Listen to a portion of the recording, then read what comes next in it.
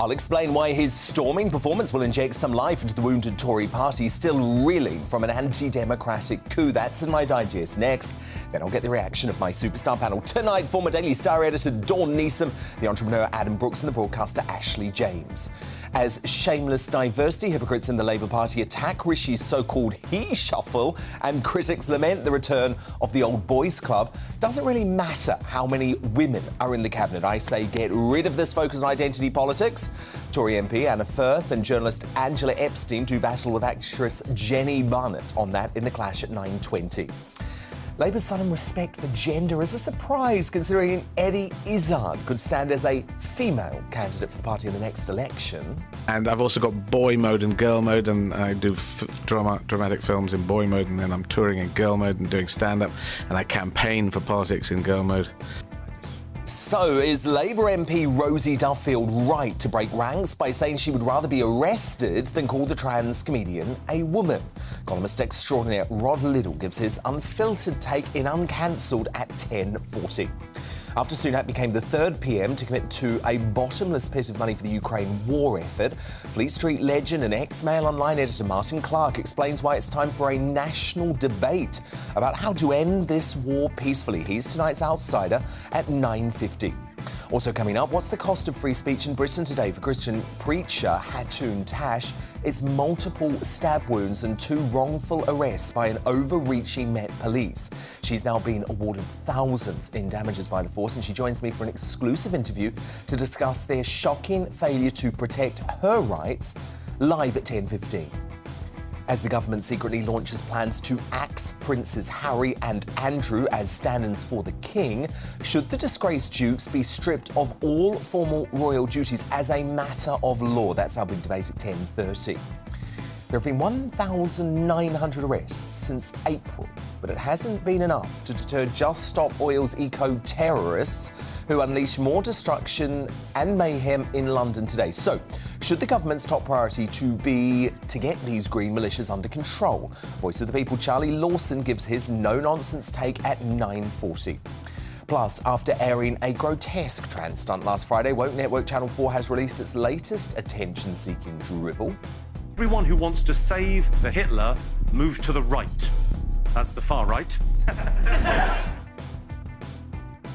More on that in the Media Buzz. You'll get tomorrow's front pages hot off the press throughout the show too. And as ever, I'll crown tonight's Greatest Britain and Union Jackass before the night is out. This is Dan Wootton Tonight. Let's go.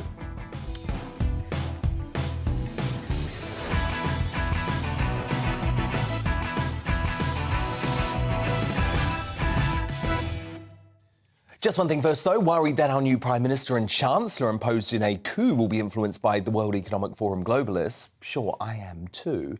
But the opposition is a prospect even more terrifying. The Labour leader, Slippery Starmer, met with the billionaire Bill Gates at Parliament today, boasting about the fact they discussed issues as diverse as climate change and global health. A Labour spokesperson confirmed they also talked about how we use the goal of net zero to invest in science and technology to deliver the jobs and growth of the future. I'd say that sounds quite chilly. I'll have my verdict on the first Starmer versus Sunak PMQs in the digest shortly. Then my superstar panel weigh in. Tonight, the former Daily Star editor, current columnist Dawn Neeson, the businessman and activist Adam Brooks, and the broadcaster Ashley James. But before all of that, the news headlines at 9 with Polly Middlehurst.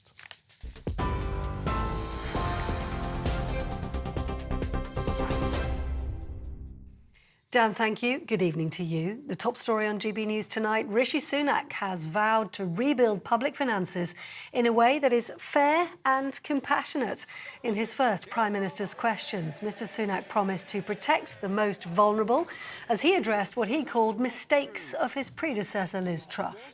But the Commons debate today was dominated by the reappointment of the Home Secretary, Suella Braverman, after she reportedly breached the ministerial code last week and then resigned. The Prime Minister defended his decision to reappoint her, while the Labour leader questioned it. The Secretary made an error of judgment, but she recognised that, she raised the matter and she accepted her mistake. And that's why I was delighted to welcome back into a united cabinet that brings experience and stability integrity to the heart of government. Yesterday, the Prime Minister stood on the steps of Downing Street and promised integrity, professionalism and accountability. But then, with his first act, he appointed a Home Secretary who was sacked by his predecessor. Meanwhile, the Chancellor today has delayed the announcement of the government's economic plan by 2 weeks, moving it to the 17th of November. Jeremy Hunt saying the medium-term plan, which was due to be announced next Monday, will now be upgraded to an autumn statement, taking into account the latest forecast as well from the Office for Budget Responsibility. And Mr Hunt says he's already demonstrated he's willing to make choices that are politically embarrassing if they're in the national interest. Now we have a new Prime Minister and the prospect of much longer-term stability for the economy in the country. And in that context, a short 2.5-week delay is the best way we will make sure that it is the right decisions we take. And Downing Street says the Prime Minister has told the Irish Premier he hopes for a negotiated outcome regarding the Northern Ireland Protocol. Number 10 is saying tonight Rishi Sunak and Michael Martin have agreed on the urgent need for a functioning Stormont executive in Northern Ireland and will continue talks in the coming weeks. The Taoiseach tweeted the two men had also agreed on the importance of EU-UK negotiations to find agreed solutions on the protocol. And as you've been hearing this evening, the Mayor and Deputy Mayor of Greater Manchester have said they welcome the decision to send 2 men from a Rochdale grooming gang back to Pakistan, but said it had taken too long. The gang members, Adil Khan and Kari Abdul Rauf, were convicted of a series of sex offences against young girls in 2012. They fought a legal battle for the last 10 years to stay in the UK on the grounds of their human rights, but have now lost a deportation appeal. Immigration judges said Khan showed a breathtaking lack of remorse. And GB News has been told the authorities fear a migrant processing centre in Kent could erupt into serious disorder due to the living conditions there.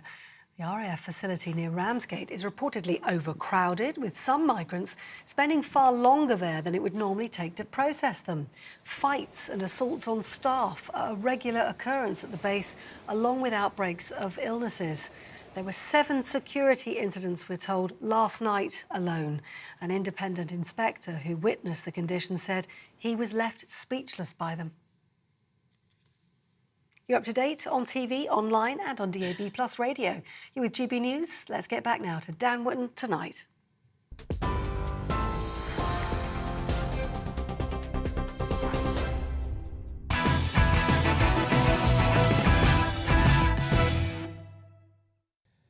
I can't deny that it's been a truly dire week for Conservative politics in this country, not to mention democracy itself. A second Prime Minister in as many months deposed after a Ramona globalist coup.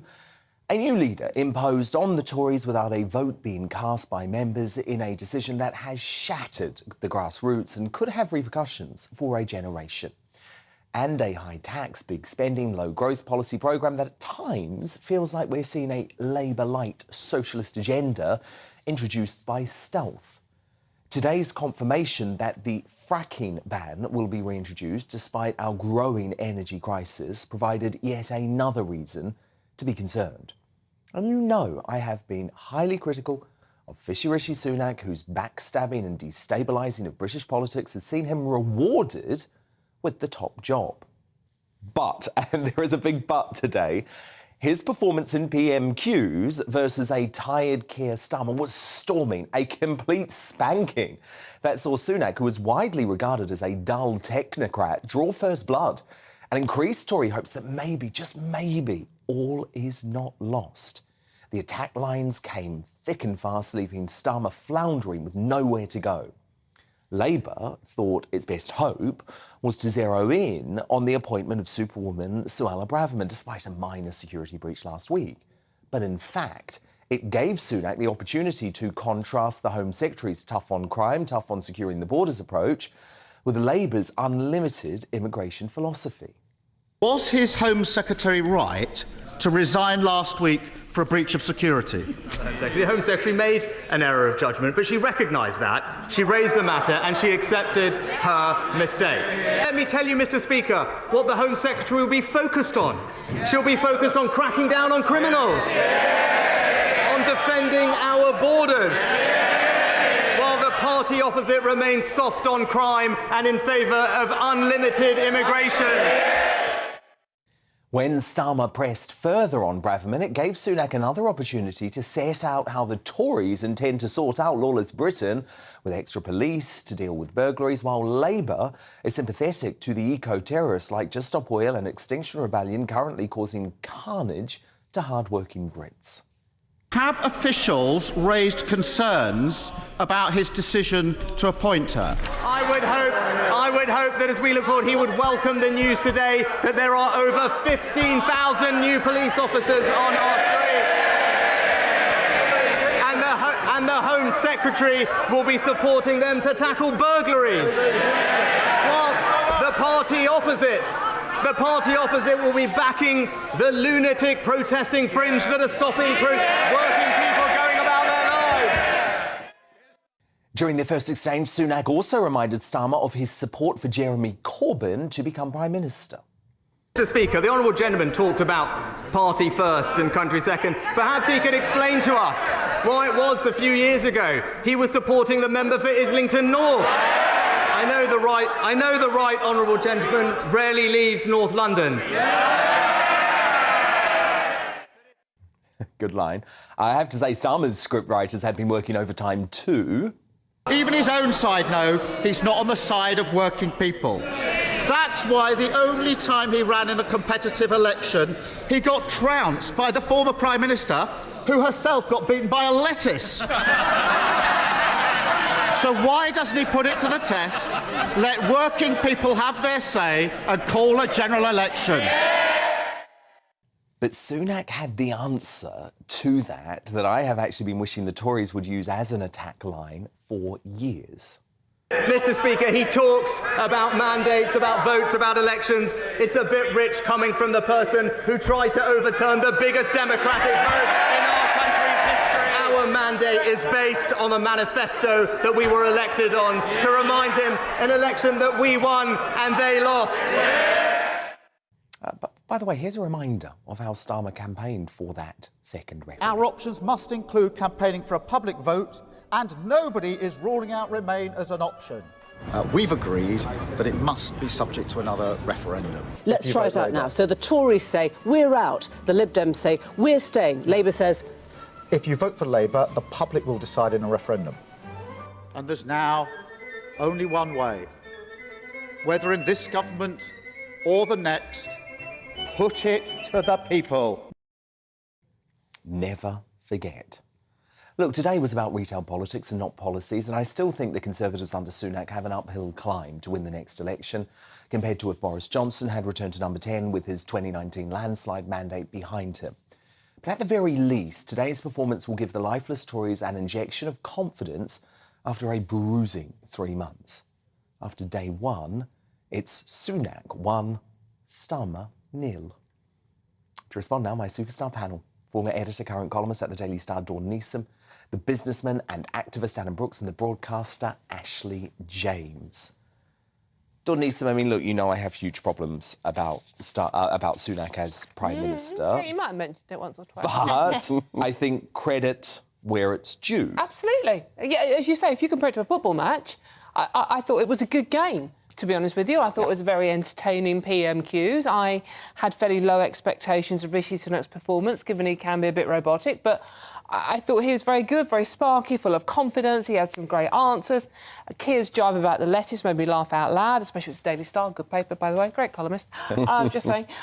So I thought it was a very good PMQs. I mean, a particular favourite. You know, the problem I think Labour are facing at the moment is, with Liz Truss, it really was an open goal.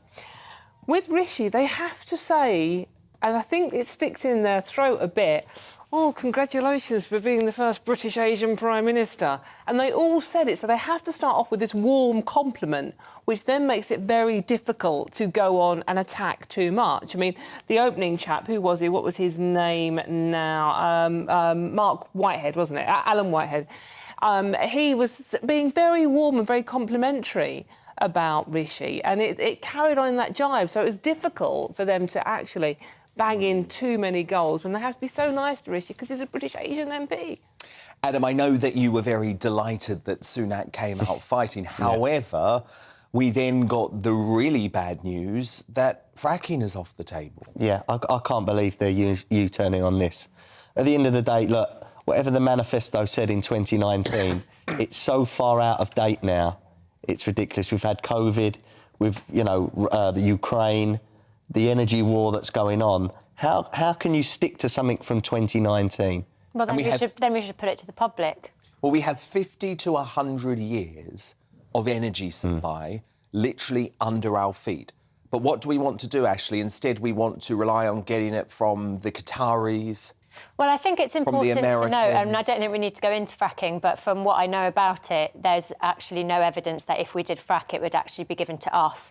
I think they've said that it's, an open market and it would go to the highest bidder. And Depends also, how you do it. It says it's only going to get about 1% of energy in the next three years. I do think in regards to fracking, so you'd rather they get it from U-turned Qatar. on a U-turn. We're getting so used. So you'd rather get fracked energy from Qatar? No, but what I'm saying is there's no evidence that it will even get to us anyway. But I do think if they want to U-turn on a mandate, that needs to go to the public, because lots of local areas don't want fracking in their area. But in regards to the PMQs, sometimes I wonder if we've watched the same programme, and I tried to be You must admit that today Sunak won. No, I don't agree that he won, but I thought it was very entertaining, as Dawn said. I thought they were both very confident. Keir Starmer's line about the lettuce made me laugh, mainly because of just how what I love about Britain is how absurd we are. Like putting it to the public about the name of the boat, and we came up with Boaty McBoatface, and I feel like the lettuce is something that us Brits are very good at, and it was very funny. You've come dressed as it tonight. Yeah, I am the lettuce. I'm not entirely sure you can say that. I think she looks lovely. But I really try to look at PMQs with a very open mind. I've voted for all kinds of different political parties throughout. I'm not just like a Labour person, but what I like about Keir Starmer is that he answers questions. And this is what I don't like about Rishi Sunak today. He did fail to answer questions, but also he answered them with lies. So saying that Labour has an open immigration policy, that's not true. Keir Starmer's actually talked about a point system, talking about... they don't want to control... Talking about their support. Talking about their support. Invasion, do they? He hasn't gone into his details, but he certainly doesn't want... Nobody, no matter what side, even refugee charities don't want people doing these very dangerous But crossings. you've just nailed the problem there, Ashley. He hasn't gone into the details. But it's not fair to say that he has an open immigration policy. And another thing he lied about is saying that Labour support the Just Stop Oil. Keir Starmer came out today, 2 days ago, actually condemning and criticising Just Stop Oil, and he actually got loads of flack on the left for doing that.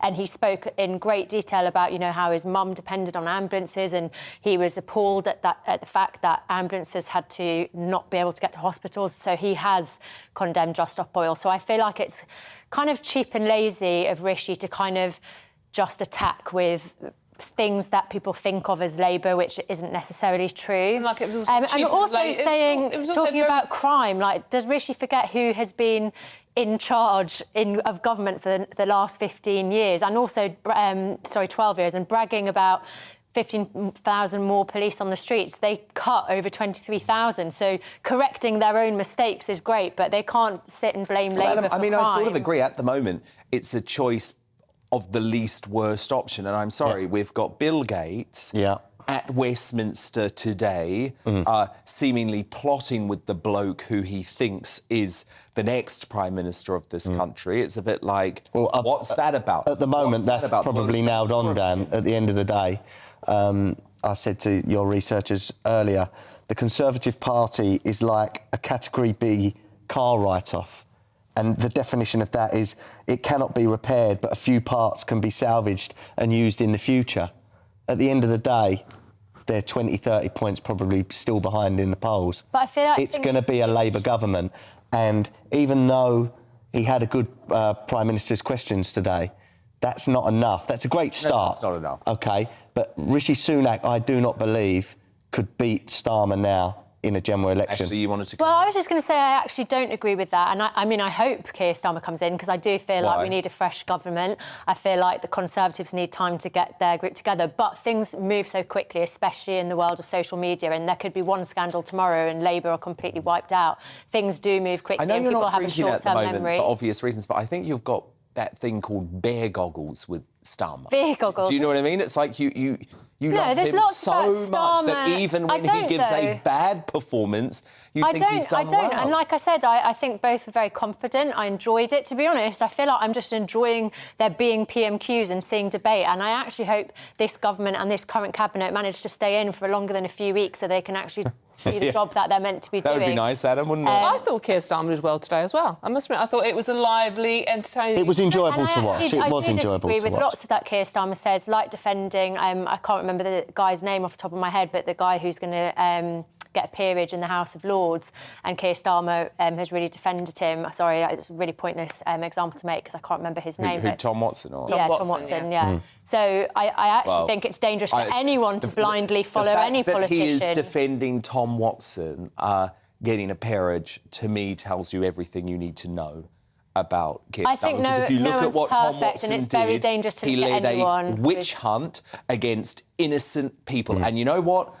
It actually says to me, put party politics aside, this country is very corrupt in so many ways. The fact that Tom Watson can enter the House of Lords. I mean, it's a whole other discussion. Well, yeah, I think we need to look at the House of Lords I think system. people have lost trust not only in the Tories, but have lost trust in the whole of the political system. Absolutely. And the turnout will be really low. If there's a general election next year, it will be really low. I was just going to say, what I'd like to say as well is the fact that Rishi Sunak has avoided answering questions about Suella Braverman, because regardless of what you think of her politics, and I know that you like her, like stance on Superwoman immigration, Suella, I call it now. However, if she did breach national security, and we need to understand what she did and what that means. We know what she did. And Rishi did a grubby deal with her in order to become leader.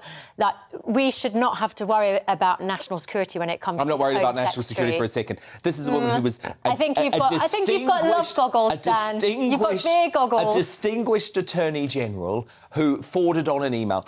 Big deal. It's it was against a the political ministerial witch code hunt and something because that she she was going up resigned against over. Liz Truss on immigration. But this point was coming from Keir Starmer, a man who wanted Jeremy Corbyn as a Prime Minister. Yeah, I was gonna say and that. MI5, MI16 and Australia warned and branded Jeremy Corbyn a security risk. Indeed. Dawn Neeson, Adam Brooks, Ashley James, my superstar panel, and they are with me all night. But still to come, eco-terrorists Just Stop Oils have unleashed more destructive mayhem in London today. So when will the government get the green militias under control? Voice of the People, Charlie Lawson, gives his no-nonsense take at 9:40. But up next, in The Clash, as shameless diversity hypocrites attack Rishi's new cabinet, doesn't really matter how many women it has in it. Tory MP Anna Firth and journalist Angela Epstein do battle with the actress Jenny Barnett on that straight after the break. But of course, your voice is most important. Email me, dan@gbnews.uk. Tweet me using the handle @gbnews. Our poll is up there now. The results coming up after the break.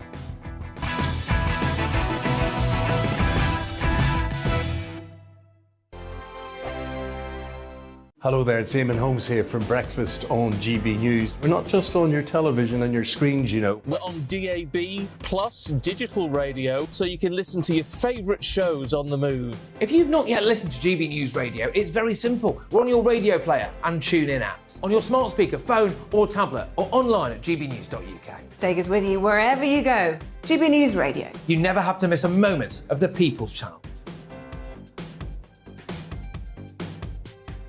Hello, I'm Simon Evans. Join me on GB News for Headliners at 11 p.m, where I'll be joined by two of the country's top comedians as we take a look at tomorrow's newspapers tonight. If it's a big story, we'll be covering it, I guarantee, but we'll also have some fun along the way. That's GB News Headliners at 11 p.m. We won't put you to sleep, unlike some of the other paper review shows out there. So join us, 11 p.m, 7 nights a week. I'm Mark White. As GB News Home and Security Editor, I cover those key issues that are so important to you. Our authorities, our communities doing all they can to combat violent crime. With the public services under unbearable strain, why are we still failing to control our borders? Defence, the first priority of any government, has been continually hollowed out. Can we trust our politicians to protect the armed forces? Join me, Mark White, on GB News. Join me, Nana Akue, on Friday, Saturday and Sunday afternoons on GB News. Expect fiery debate and passionate discussion as me and my panel tackle some of the biggest topics hitting the headlines. It's a place for everyone's opinion. No one gets cancelled, but no one gets an easy ride. Oh, she's on it today! Be ready for conversations that are fierce, frank, and of course, fun. Every Friday, Saturday and Sunday afternoon from 4 p.m. on GB News. Every morning from 6 o'clock, we'll wake you up with GB News Breakfast with all the stories you didn't know from the night before. So whether it's serious news, entertainment, or your own views from all over our great nation, we're here to kick off your day with a smile. And the national media should be reflecting and reporting what's happening here. You will notice the northwestern accents.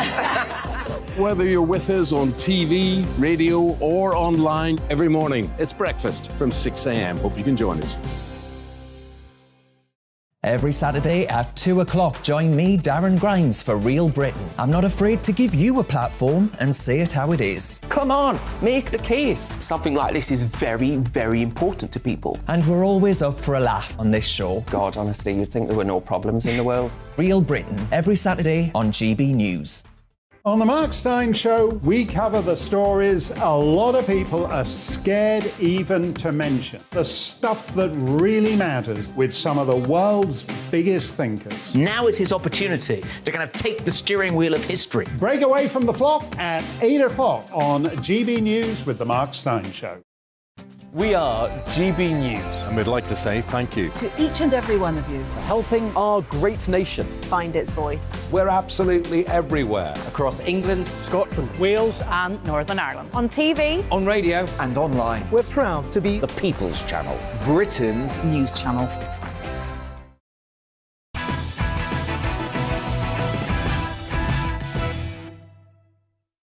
Time now for the clash.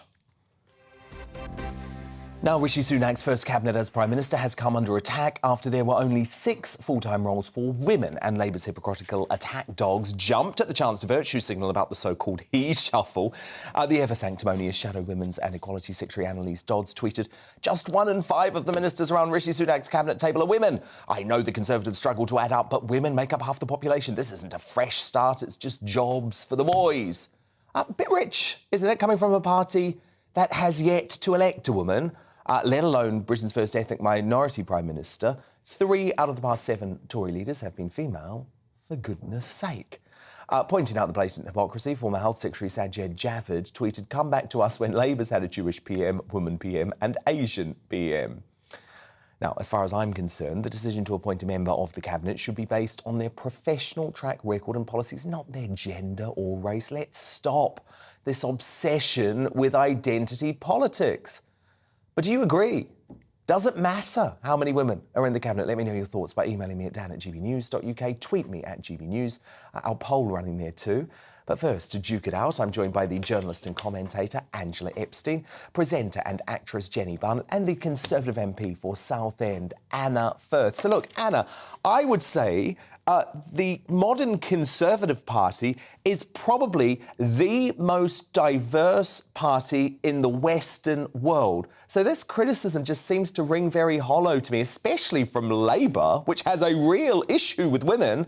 Their leader can't even say whether a woman can have a penis, for goodness sake. So Dan, of course, I completely and utterly agree with you. I mean, this is 4-0, isn't it, to the Conservatives? You know, we've had 3 female leaders now, and now today the first British Asian Prime Minister. Frankly, this is a very proud day to be British, a very proud day to be a member of the Conservative Party. But Jenny Barnett, you're with Labour on this, I believe. Well, I think we should live in a meritocracy, so I kind of agree with you that I think that given that you can do a job, you should do it well.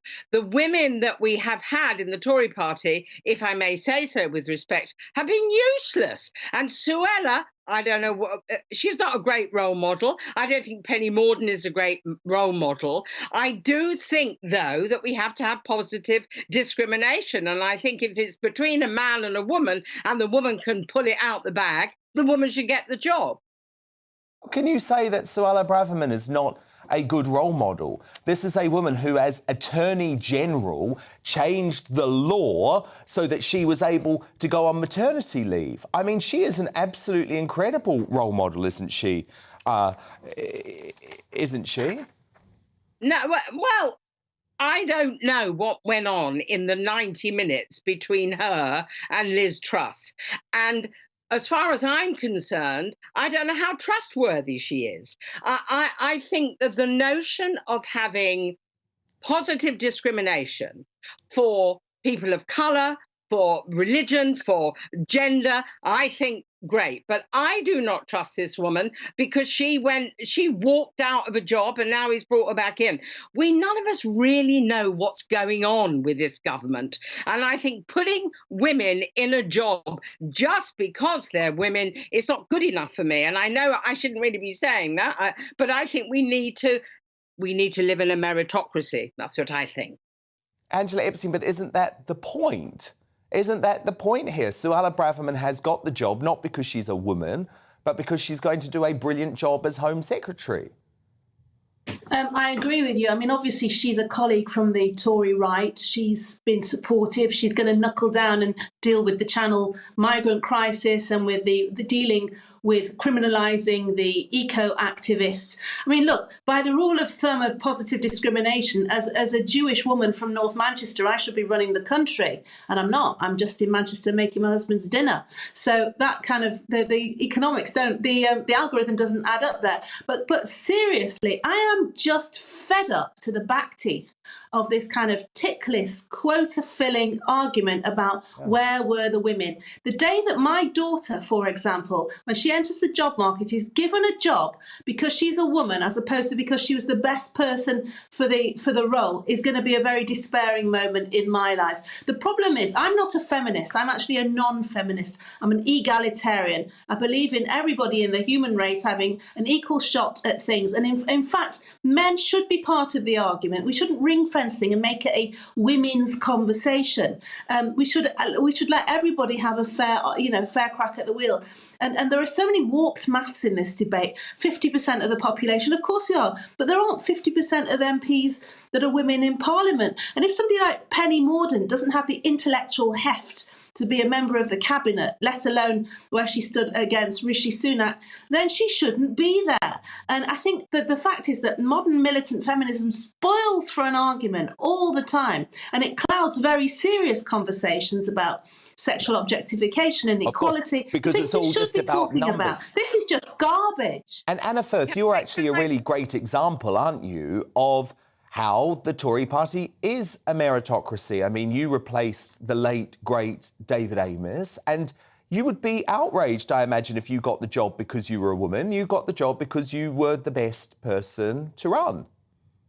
I would be completely and utterly outraged, Dan, and I would also point out that I'm actually the second female MP for the seat of Southend West, in fact. But no woman needs or feels to be a second-class citizen. I was a barrister before I came into politics. I would have been horrified if when I got my tenancy, that tenancy was given to me on any basis other than merit. And if I was going into hospital, if I had a brain tumour and I needed an operation, I would absolutely want the best surgeon for the job. I wouldn't care a less about their gender. And I'm sure that everybody watching your show would agree with me. But the fact remains there were 7 women in Liz Truss's cabinet, and there are 7 women in this cabinet, and they're all brilliant women. There's Penny Mordaunt, the leader of the House, very powerful woman, really rose to the task during the Queen's funeral. There's Kemi Badenoch, another brilliant female role model, equalities minister. And of course, we've talked about Suella. a fantastic Home Secretary. Yes, she made a mistake, but what she did was own up to her mistake, take responsibility for it, apologise, and the Prime Minister has reappointed her. That's the Prime Minister's prerogative. What's important about Suella is she is going to tackle the issues that the British people care about. Number one. Can I Jenny, just you say, come in. Yeah, you respond. Yeah, is that weirdly, I agree with everybody, but I think there is a time where you have to decide for positive discrimination. We would not have Rishi where he is if people hadn't made that decision. And I think that it's always for that, difficult. Jenny. Where's the evidence for that? There has been no positive discrimination in the life of Rishi Sunak, and in fact, he's actually a pretty privileged guy who doesn't need positive discrimination. What I'm saying is for the norm to shift, there has to be uncomfortable moments where you have to make a positive statement. And if you put a woman in a job because she's a woman, that's how you begin the change. And I think Angela Epstein, final word to you, because I don't think we need that. We don't need that, Angela Epstein. The Tory party are proof you don't need that. Dan, no, two words. We do need Dan. May I, Yes, Angela. ladies, please? May I? 2 words. Angela Rayner. If she is a role model for women in politics, then I am a banana. I'm sorry. It doesn't automatically mean that just because you're a woman that somehow you advance the cause of equality. No. She called the Tories scum. She's hardly got statesmanship. You have to be a professional, competent, circumspect, and absolutely good and on top of your brief. And it doesn't matter whether you're a man or a woman. And the idea of positive discrimination because you've got a set of ovaries is a huge retrograde step in politics. Fascinating debate. Thank you for having it. Journalist and commentator Angela Epstein, the presenter and actress Jenny Barnett, and the Conservative MP for Southend, Anna Firth. But who do you agree with? Does it matter how many women are in the cabinet? Camille on Twitter says, I can't say it enough. Competency has no gender. From Christina, we are not in the 19th century. Of course it matters how many women are in the cabinet. And from Melinda, can't we just have the best person for the job? Amen. And your verdict is now in. 15% of you agree that it does matter how many women are in the cabinet. 85% of you with me and say, let's just move on from this ludicrous identity politics. You know, I don't care how many females are in the cabinet. I don't care that Rishi Sunak has Asian origin. I just do not care. I want the best people in the job. Let's leave this identity politics to the left. Now, coming up, should there be a national debate on how to end the Ukraine war after Rishi became the third PM to commit further support to President Zelensky? Fleet Street legend Martin Clark weighs in at 9:50. But next, as the despicable eco-terrorist who poured human faeces on a Captain Tom memorial escapes jail, should the government's main priority be to get tough on green militias? Corrie icon and voice of the people Charlie Norson gives his no-nonsense take straight after the break.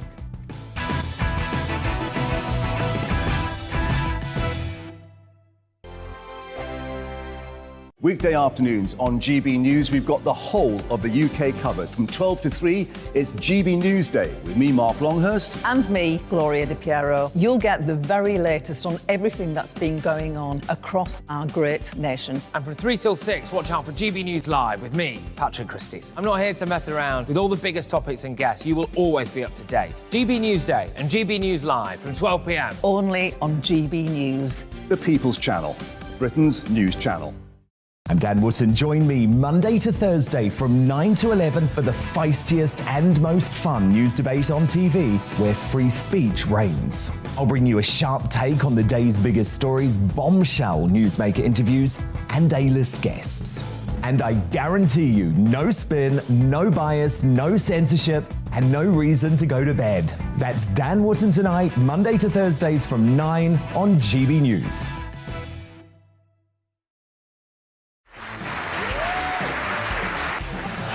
My name is Andrew Doyle, Join me every Sunday evening at 7 p.m. for Free Speech Nation. This is a show where we address current affairs and news stories of the week with the help of two wonderful comedian panellists. I brought in comics because I want to give it a lighter edge, and also they work for less. See you there.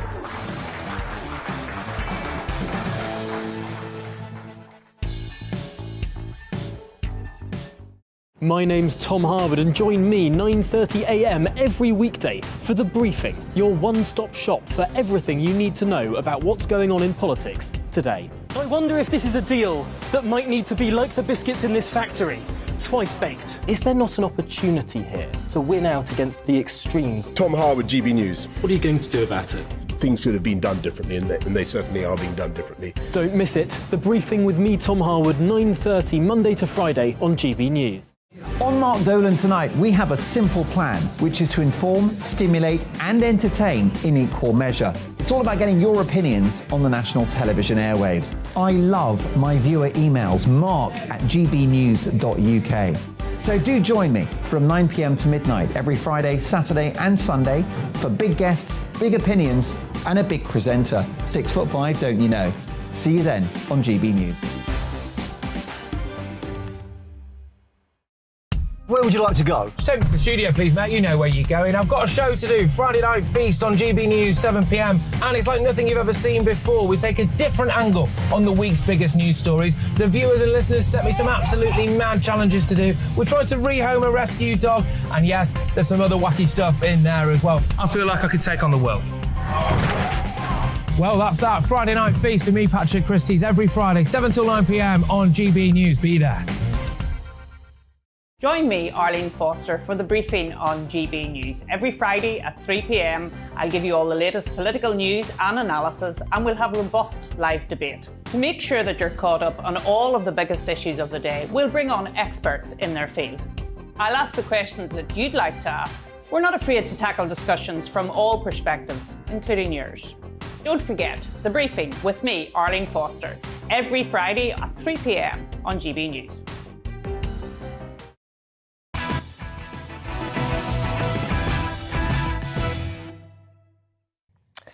Our voice of the people, the Coronation Street legend Charlie Lawson joins me now. And breaking tonight, that despicable woman who poured human faeces over Sir Captain Tom Moore's memorial has been spared an immediate jail sentence.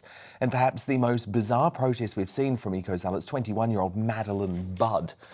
Bet her parents are proud of her. Was filmed defacing a statue of the World War II veteran. Remember this?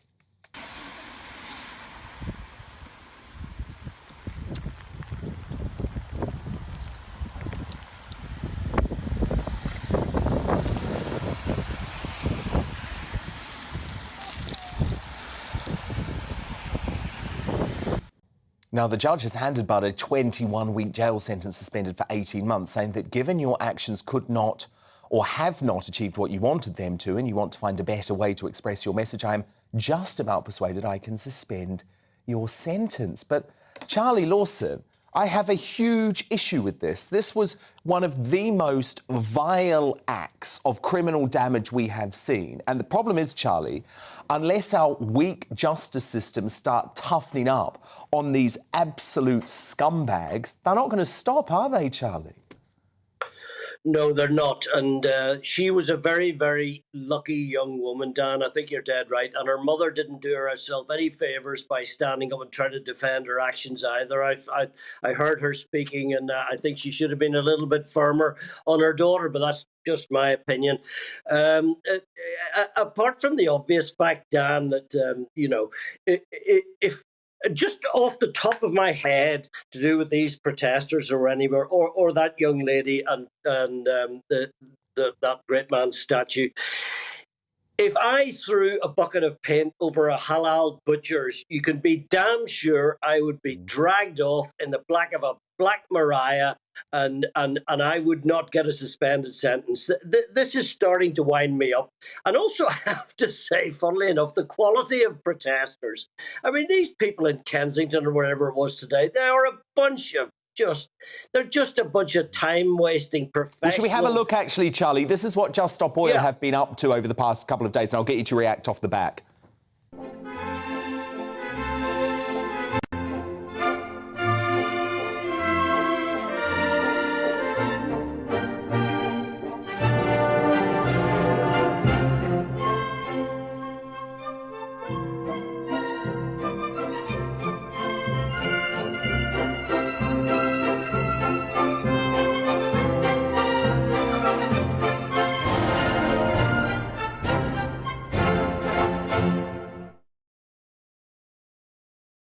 And Charlie, the issue is that actually I completely understand why ordinary folk are getting increasingly angry. And, you know, I'm worried that someone will take the law into their own hands.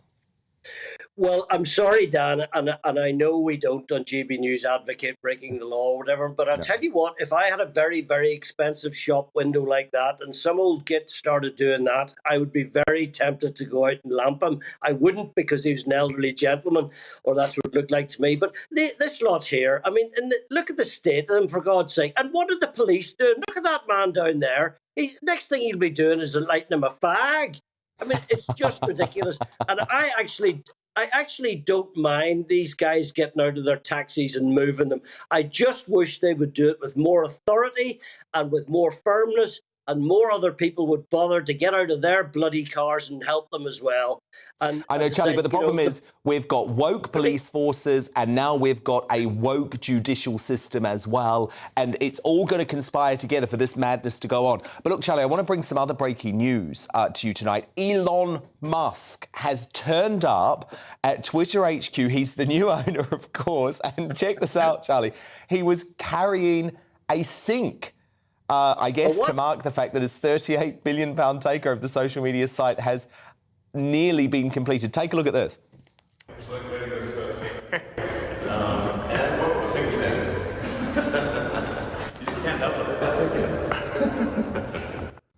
Charlie, what's going on there? I mean, he's an absolute buck Egypt, as we say back home. I mean, the man's lost the plot. I don't know what that signified at all. Does that mean he was going to throw the kitchen sink at it? Does that mean he wants to have a bath or wash himself?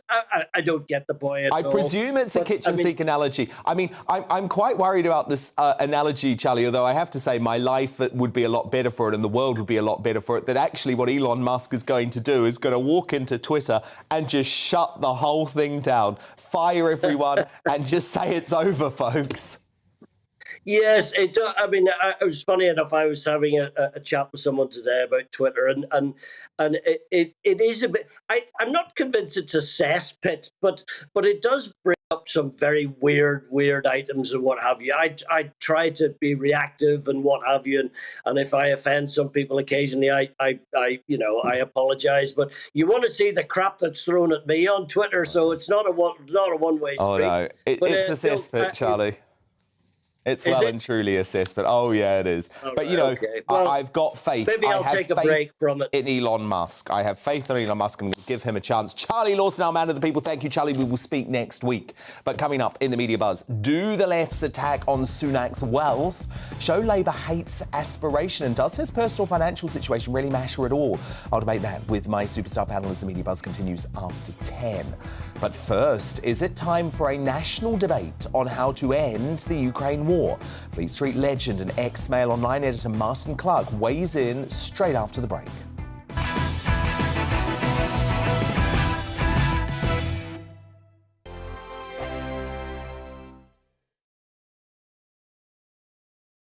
We are GB News. And we'd like to say thank you To each and every one of you. for helping our great nation Find its voice. We're absolutely everywhere. Across England, Scotland, Wales and Northern Ireland. On TV. on radio, and online. We're proud to be The People's Channel, Britain's News channel.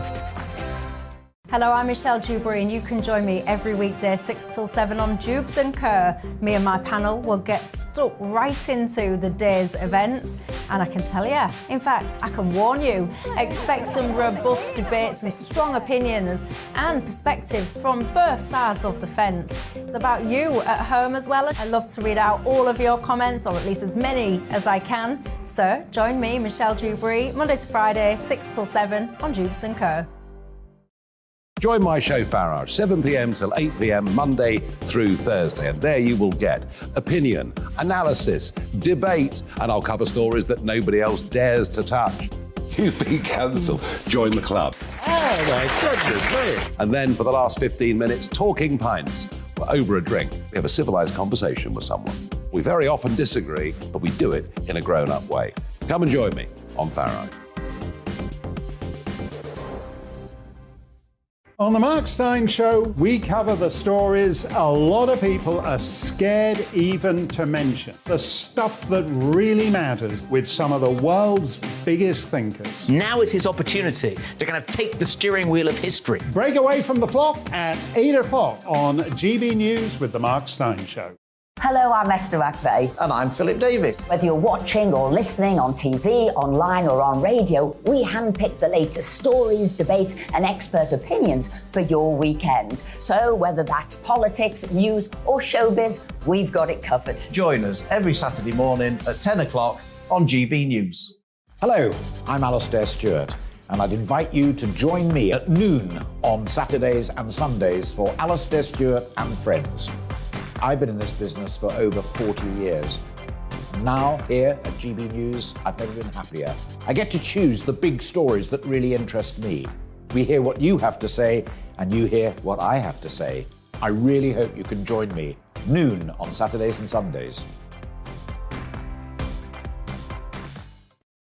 I'm Mark Dolan. Join me at 11 on GB News for Headliners, in which I'll be joined by two of the UK's top comedians discussing tomorrow's papers. If it's an important story, we'll cover it, but we'll have some fun along the way. Headliners, the late night paper review that won't send you to sleep like the others will. 7 nights a week at 11 p.m. on GB News.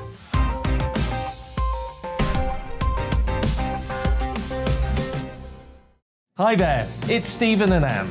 At breakfast from 6 a.m, you'll always be caught up with everything you need to know, the latest headlines, opinions and debates. We'll bring you the good news and the bad, but most of all, we're here for you. Remember, send in your views and let us know what you would like us to talk about.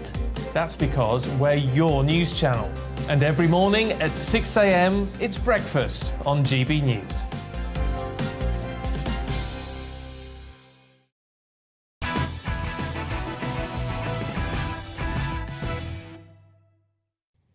Fleet Street legend and former Mail Online editor Martin Clark is tonight's outsider. Now, we've had 3 prime ministers this year, but Britain's unwavering and unquestioning support for the seemingly never-ending war in Ukraine has remained unchanged and unchallenged. Sunak echoed the words of Liz Truss and Boris Johnson during his first speech outside Downing Street. In the midst of a terrible war that must be seen successfully to its conclusions, And tellingly, Sunak's first call with the foreign leader was to Ukrainian President Volodymyr Zelensky, during which the PM reassured him that the Ukrainian people can still count on the UK's continued solidarity and support. But with the consequences on both our economy and security, is it time for a national debate on how to end the war peacefully? Martin's with me in the studio. And it really does feel like this is one of those issues that the mainstream media and politics and the political class in this country don't want to tackle. But actually, if you look at the polling, there is increasing concern amongst the public about this blank cheque being written seemingly forever. It's an open-ended commitment. I think people are wondering, what's our bottom line? We've committed to helping Ukraine win, but no one's told us what winning looks like, or who decides when Ukraine's won. Is it going to be us and the Americans, or is it going to be Zelensky? Because, you know, I think his view of winning would be very different from London and Washington's. He won't be happy until Russia's pulled out of Crimea, which, quite frankly, isn't going to happen under Putin or any other leader of Russia. I mean, Russian people wouldn't stand for it. I think the only thing that would get Russians out of Crimea would be the total collapse of Russia, which I don't think, bearing in mind they have a huge nuclear arsenal, is anything we want to happen anytime soon. And interestingly, this debate finally has sprung into the open this week in America from both the left and the right. You've got Kevin McCarthy, who's probably going to be the Republican Speaker of the House if the Republicans take the House in the midterms, saying there won't be a blank cheque for Ukraine anymore. And on the left, there was a letter leaked from 30, or released/leaked from 30 progressive Democrats, basically demanding that Biden put as much energy into diplomacy as he is in prosecuting the war.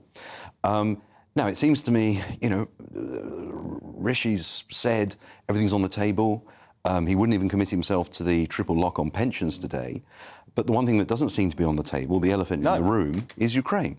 Well, there's not even a hint of debate in this country, and that always concerns me when you have the left, the right, the political class all seemingly conspiring to present one narrative. And the issue that I have is that the moment that you say, look, we've got to talk about this, we've got to think of a way out, like Elon Musk did a couple of weeks ago, you're automatically accused of being some sort of Putin apologist. And I think it's to shut down a debate that needs to be had. Well, I'm not a Putin apologist. I'm not some peacenik.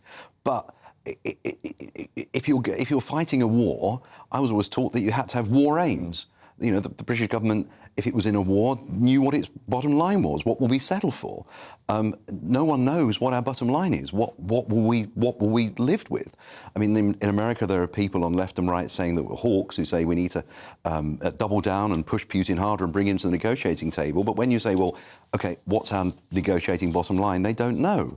And you're right, even in the media there is very little debate about this. Well, there's no debate. Well, there's Peter Hitchens in the Mail on Sunday, who is a very, very honourable exception. Yes. But I can't think of anyone else. No, and he was also a very honourable exception early on about COVID lockdowns too. Yes. It's a credit, actually, to the Mail on Sunday for publishing him, because he has gone against that thought process. Certainly on this show, we've had commentators like Dominique Samuels right from the start who don't believe that the war in Ukraine was ever a good thing. I just feel like the people need to understand that there are real consequences to their pocketbook if we continue with this approach. Well, there will be, but unfortunately, the government's reaction has so far been to assure people there won't be any harm. There won't be any harm to their pocketbooks because we're going to give them an energy price cap. Although only for 6 months. Sorry? Only for 6 months. Only for 6 months, but even over 6 months, that will cost probably at least £20 billion.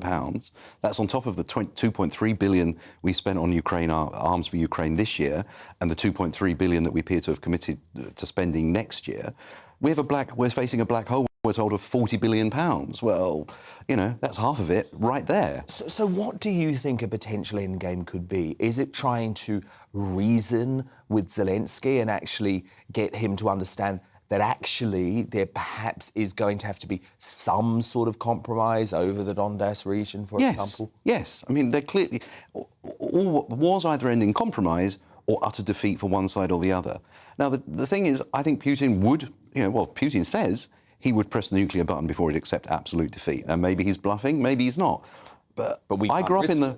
I don't think so. I grew up in the Cold War. You know, I grew up in the shadow of the bomb.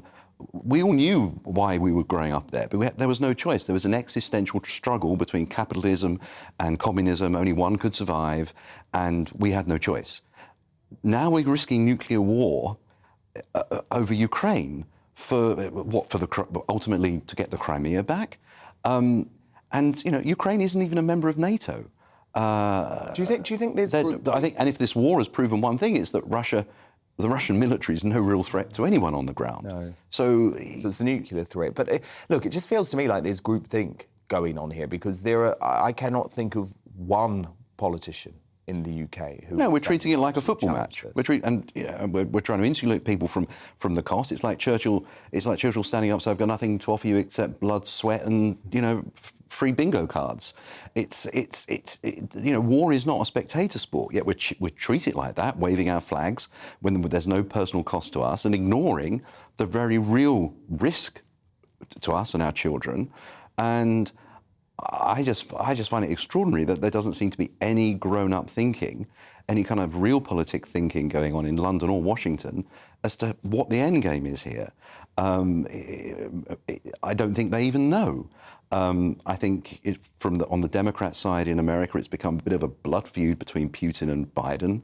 Putin's been the kind of go-to boogeyman for the Democrats for years now. I mean, I think if COVID had started in Russia, the Americans would have been all over trying to find out how it started. In fact, we'd probably still be calling it the Putin flu. But and that brings me to the other important point, is that the real threat to the West in the long run is China. It's not Russia. Russia's a paper tiger. It's got an economy smaller than Italy's, whereas China is a real threat and is aggressive, much more aggressive, I think, than Russia, undermining the West economically, through propaganda and soft power, and through out-and-out espionage. Yeah.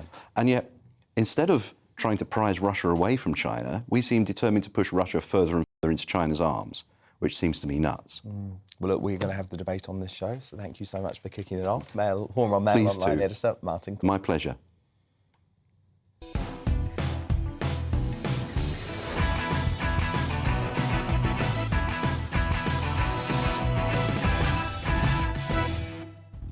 It's 10 p.m. I'm Dan Wootton. Tonight, after Rishi Sunak got the upper hand in his debut PMQs, Keir Starmer reverted to this lazy and snaring attack.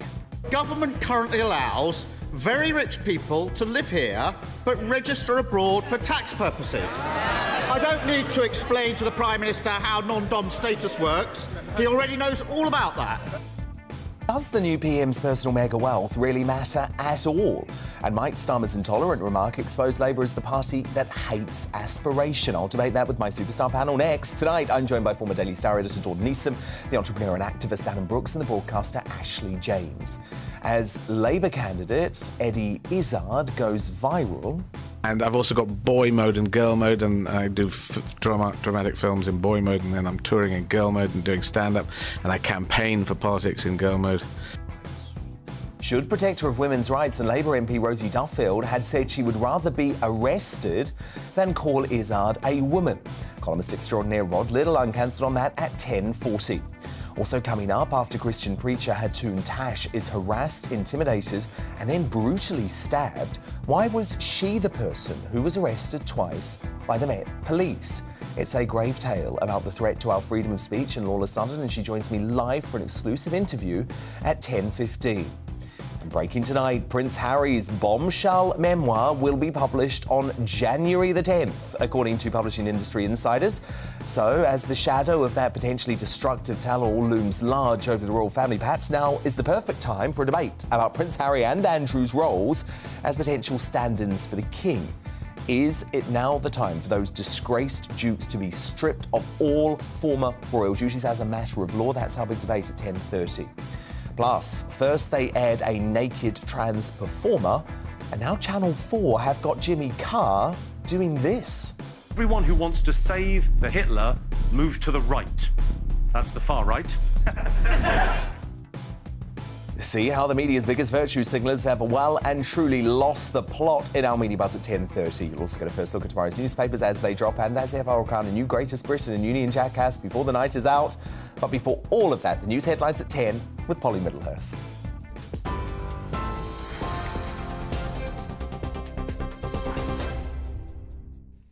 Dan, thank you, and good evening to you. The top story tonight, Rishi Sunak has faced the Commons for the first time in Prime Minister's questions today, vowing to rebuild public finances in a way that is both fair and compassionate.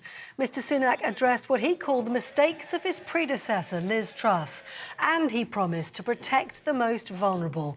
But the debate was dominated by the reappointment of the Home Secretary. Suella Braverman reportedly breached the ministerial code last week and then resigned.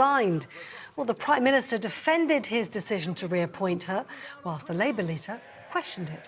So she made an error of judgment, but she recognised that. She raised the matter and she accepted her mistake. And that's why I was delighted to welcome back into a united cabinet that brings experience and stability to the heart of government. Yesterday, the Prime Minister stood on the steps of Downing Street and promised integrity, professionalism and accountability. But then, with his first act, he appointed a Home Secretary who was sacked by his predecessor. Well, the Chancellor has delayed the announcement of the government's economic plan by 2 weeks, moving it now to the 17th of November. Jeremy Hunt says the medium-term plan, which was due to be announced next Monday, will now be upgraded to an autumn statement, taking into account the latest forecast from the Office of Budget Responsibility. Mr Hunt says he's already demonstrated he's willing to make choices that are politically embarrassing if they're in the national interest.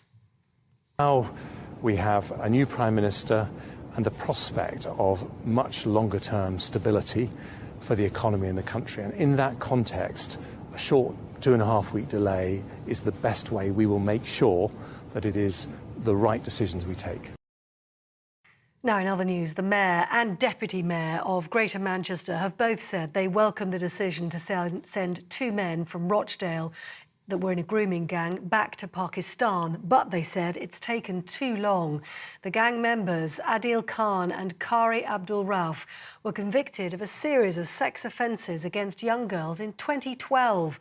They fought a 10-year legal battle to stay in the UK on the grounds of their human rights, but have now lost their deportation appeal.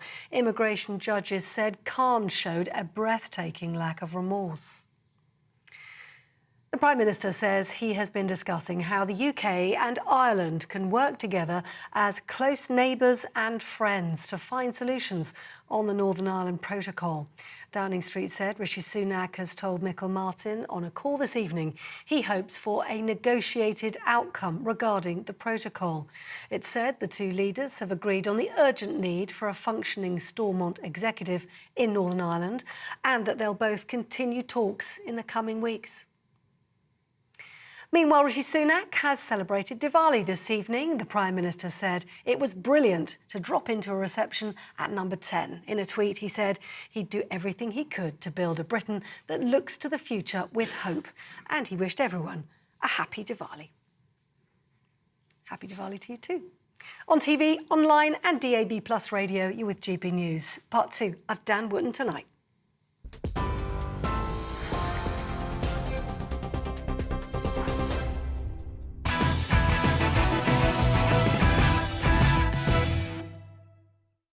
Tomorrow's news tonight now in our media buzz.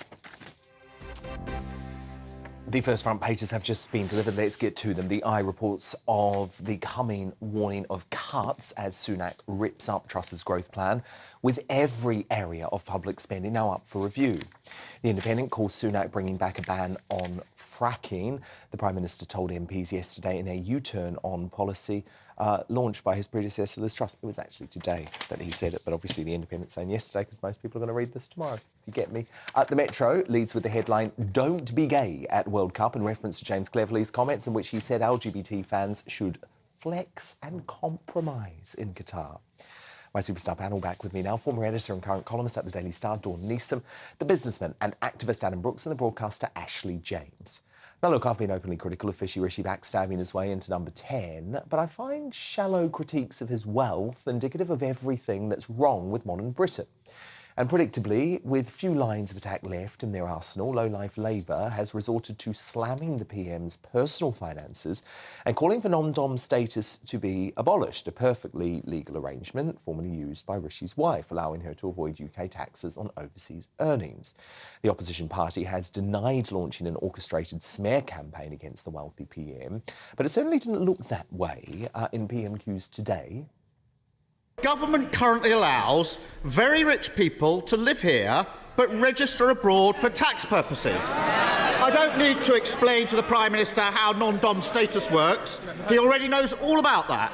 A nurse would have to work over 20,000 years in order to match the vast wealth of this Prime Minister. Sunak does have a fortune of £730 million, estimated anyway, and it's safe to say he hasn't always come across as your average Joe. I have friends who are aristocrats, I have friends who are upper class, I have friends who are, working class, but I'm not working class. Yeah, I'm a coke addict, total coke addict. What's your favourite loaf? It's a Hovis, it's a kind of seeded thing. Well, we have a whole range of different, we all have different breads in my house. Yeah, all together. One scan them for me. Yeah. But do the left's snaring attacks on Rishi Sunak's wealth and his wife's status show Labour hates aspiration? And actually, Adam Brooks, does his personal wealth even matter? Shouldn't we, if anything, be celebrating him? It shouldn't matter. But unfortunately, I think with people that are on the breadline and people that are struggling, it will matter because they will struggle to relate to someone that's in such a great position. I think Boris got away with it, in his background through bravado and humour such. But I do not think the working man and working woman of this country will relate to Rishi Sunak because they know he's so wealthy. And that's not a bad thing, but I can just see it from that group sort of mindset that he's going to be very hard to relate to. And actually, you actually think it is fair for Labour to keep banging on about the non-dom status, even though Sunak's wife hadn't actually done anything illegal at all? Yeah, look, I do think wealth. I don't think it's fair to say that Labour are against aspiration. They seem to be. Keir Starmer's father was a factory toolmaker. His mum was a nurse who also couldn't work because of illness. He's very rich. Lots of Labour MPs are working class, and I think one of the great things. I'm from a working class background. I think one of the great things about Britain is that we can be aspirational. I think where it's difficult is that at a time when Rishi raised the tax burden on UK taxpayers to the highest level since 1940, something that plunged 1.3 million people into poverty, including 500,000 children, him and his family were benefiting from tax reduction. And yes, non-dom is legal, but in Labour's financial plans, they're saying by getting rid of non-dom, that's how they can pay for other vital services like our beloved public services, and also putting cuts into public services, schools, the NHS, police to tackle crime. It is really difficult. And I think with Rishi, it's not so much about his wealth, but it's about the fact that what is his commitment to levelling up, and can he relate to what people are going through during the cost of living crisis? We saw him in summer boasting at a Tunbridge Wells summer party about taking money from deprived urban areas. Yeah, but he wasn't. He was actually making the point that there are deprived areas outside. Not in Tunbridge Wells, too. But he did it very clumsily. To me, this really does feel like a problem that we have in the UK. We don't celebrate wealth. We don't celebrate success in the same way that Americans do, for example. It's politics of envy, isn't it? And I think it can get in the way and blind you as to what's important. Now, I want to judge Rishi Sunak on what he does, not how wealthy he is, how he gets us out of this mess. If he can do it, then that is what I want to see. I don't want to prejudge him because his wife is rich. I think it's very unfair to do that. And let's be honest, I mean, if we say, well, he's too rich to run the country and understand what are working people? Rishi Sunak is working. We're all working. But, I mean, I think it's very unfair, especially, when Keir Starmer is, he's worth £15 million. He's got 4 properties. He earned £115,000 extra on top of his salary as an MP last year. I know, it's ludicrous for Labour to come for Sunak for that reason. Does he have a clue what's going on with working families? And for any ordinary folk, he is just as rich as Sunak. That is wealth beyond most of our wild imagination. Now, look, she's been in the job for just one day, and already new Equality Secretary Kemi Badenoch is winding up all the right people. Today in the Commons, the brave culture warrior was asked what she thought about Pink News' Ben Cohen, saying she was the appointment many LGBT plus campaigners feared. Then sharing one of the publication's articles calling her, quote, anti-trans. But she didn't hold back. I'm afraid that this particular individual is someone who uses Twitter as a tool for defamation. He has even sued people in this House, like the Honourable Member for Edinburgh West. And I think he's been sued by, the Honourable Member for Edinburgh West. What I would like to say, Mr. Speaker, as we do begin a new era of equalities, is that the Equality Act is a shield, not a sword. It is there to protect people of all characteristics, whether they're young or old, male or female, black or white, gay or straight. We are running a compassionate equality strategy, and we should not be distracted by people who use Twitter as a way to insult or accuse members of Parliament. Oh, that is what I love to hear. Following that statement, Cohen published another set of words on Kemi's declaration, branding it misinformation and demanding an apology and a correction of the record. But I don't think he should hold his breath, because when asked about it by the Guido Fawkes website, a source close to Badenoch said, already all the right people are incensed with Kemi being in the post. Can I just say as well, I hate the whole thing LGBTQ+.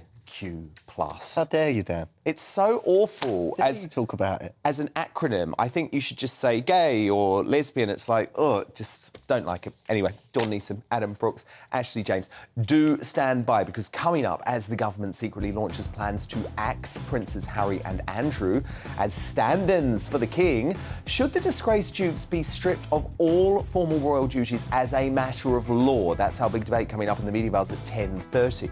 But next, after Christian preacher Hatun Tash is harassed, intimidated and then brutally stabbed, why was she the person arrested twice by the Met Police? And why are they now paying her out big bucks? She joins me live for an exclusive interview straight after the break.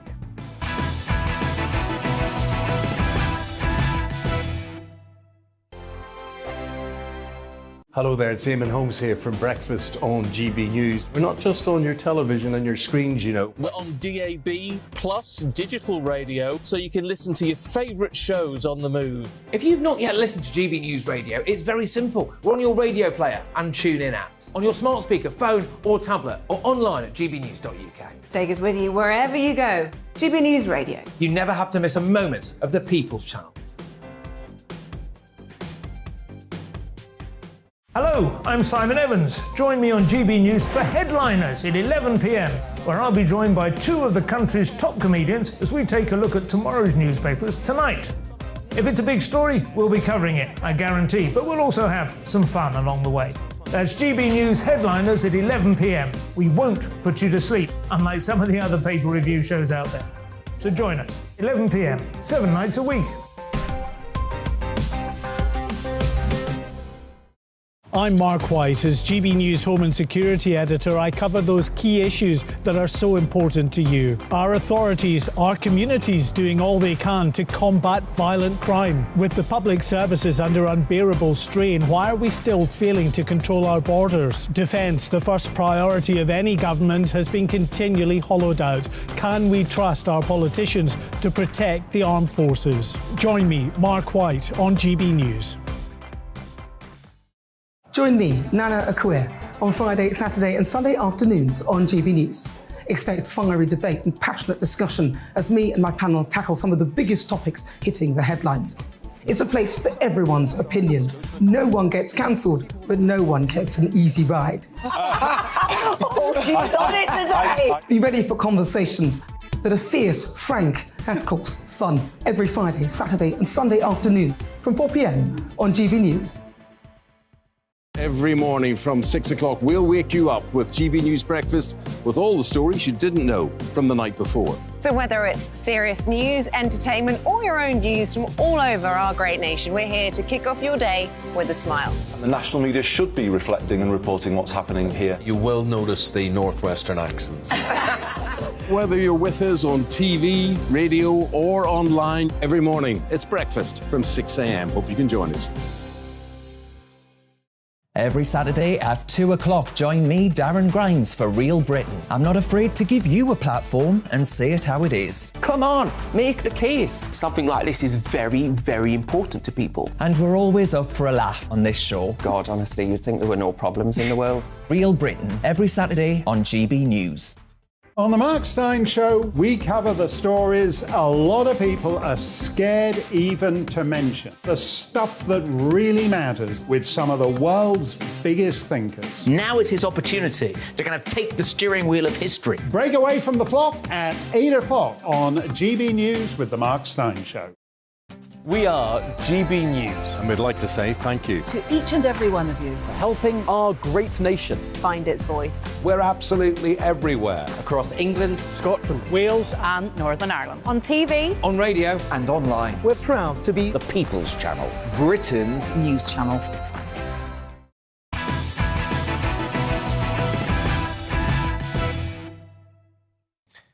Now, a Christian preacher and target of the UK's very real thought police has been paid £10,000 in damages after it was found she was wrongly arrested on 2 occasions.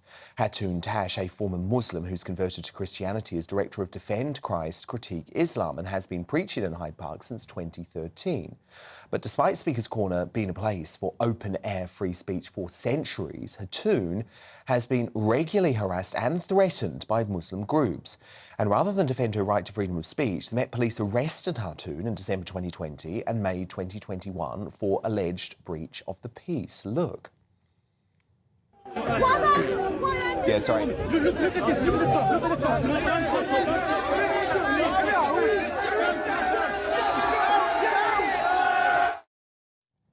On one occasion, she was interviewed under caution and held in custody for 24 hours before being released, and the police took no further action.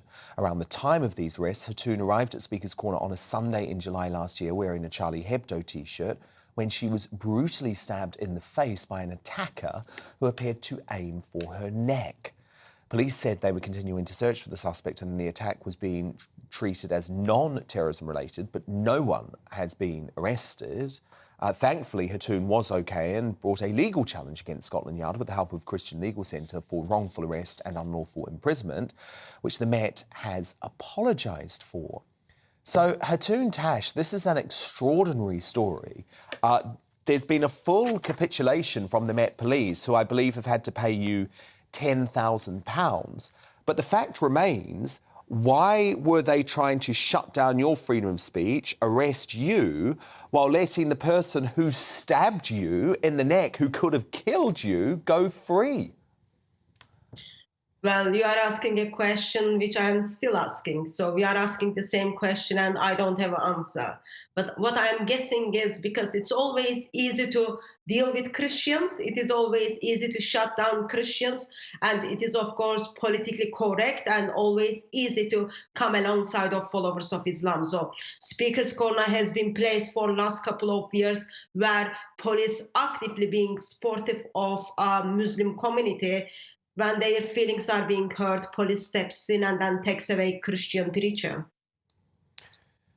Indeed. How vindicated do you feel, though, that the Met Police have had to pay you out and have had to apologise? Because my concern, Hatun, is that the Met Police, like many forces around the country, are becoming the thought police rather than actually attempting to stop violent crime.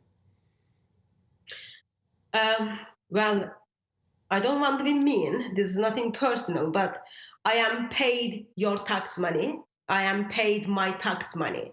So the money which we regularly pay to government to protect our rights and serve us is being paid back to me, approximately £10,000, 7,100 plus legal action stuff.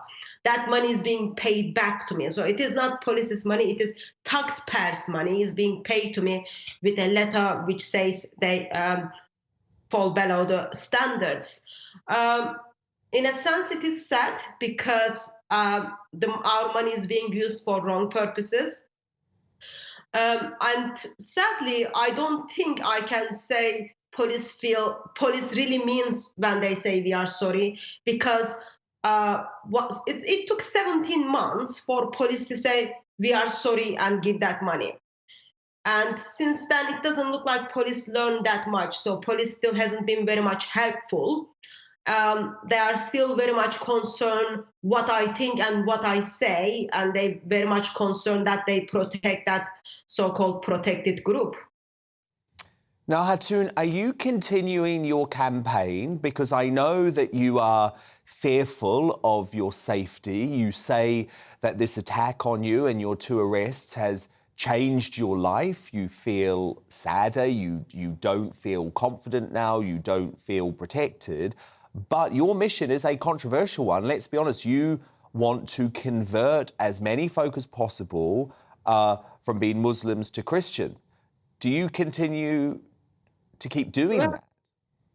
Well, I don't think it is a crime to tell people there is a good news. I don't think it is a crime to tell people Lord Jesus Christ is the only solution to humanity.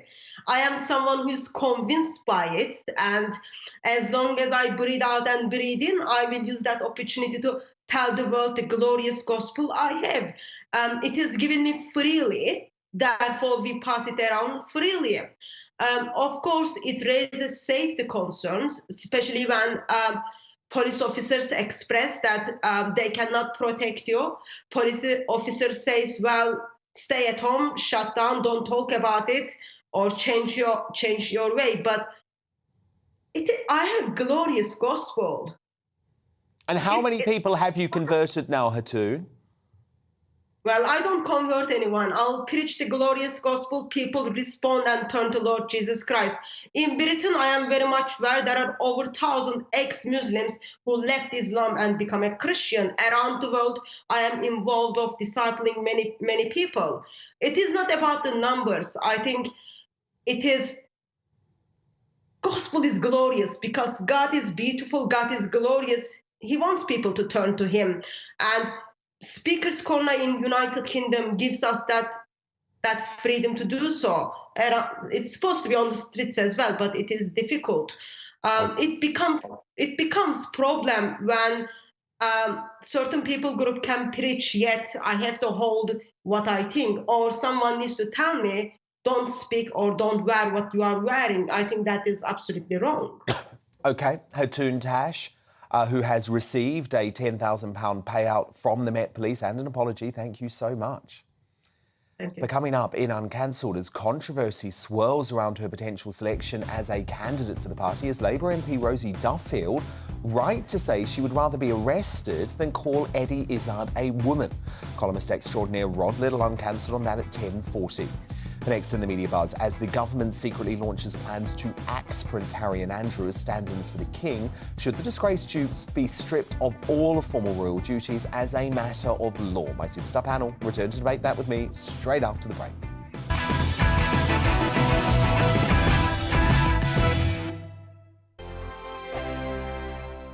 Weekday afternoons on GB News, we've got the whole of the UK covered. From 12 to 3, it's GB News Day with me, Mark Longhurst. And me, Gloria Di Piero. You'll get the very latest on everything that's been going on across our great nation. And from 3 till 6, watch out for GB News Live with me, Patrick Christys. I'm not here to mess around. With all the biggest topics and guests, you will always be up to date. GB News Day and GB News Live from 12 p.m. Only on GB News. The People's Channel, Britain's news channel. I'm Dan Wootton. Join me Monday to Thursday from 9 to 11 for the feistiest and most fun news debate on TV, where free speech reigns. I'll bring you a sharp take on the day's biggest stories, bombshell newsmaker interviews, and A-list guests. And I guarantee you, no spin, no bias, no censorship, and no reason to go to bed. That's Dan Wootton tonight, Monday to Thursdays from 9 on GB News.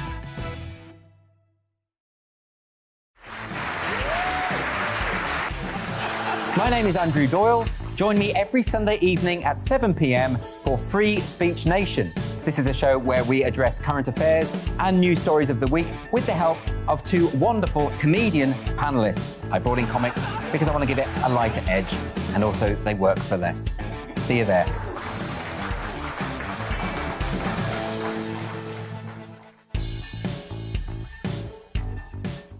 My name's Tom Harwood, and join me 9:30 a.m. every weekday for The Briefing, your one-stop shop for everything you need to know about what's going on in politics today. I wonder if this is a deal that might need to be like the biscuits in this factory, twice baked. Is there not an opportunity here to win out against the extremes? Tom Harwood, GB News. What are you going to do about it?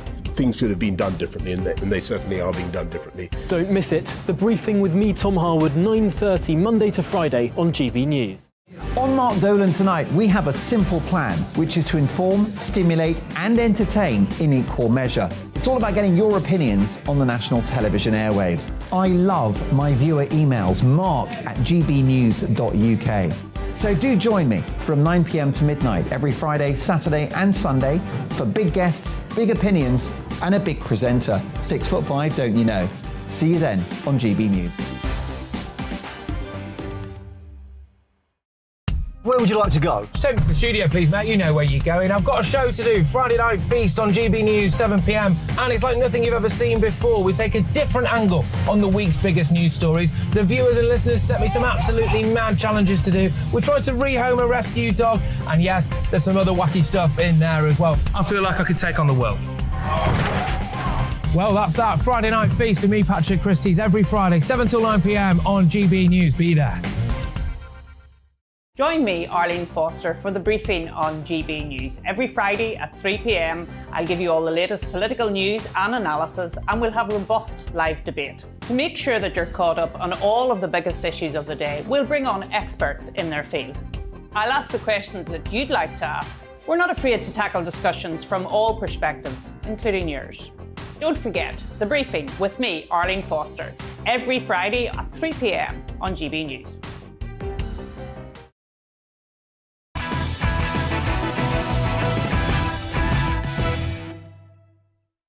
Let's return to tomorrow's News Tonight now on our Media Buzz.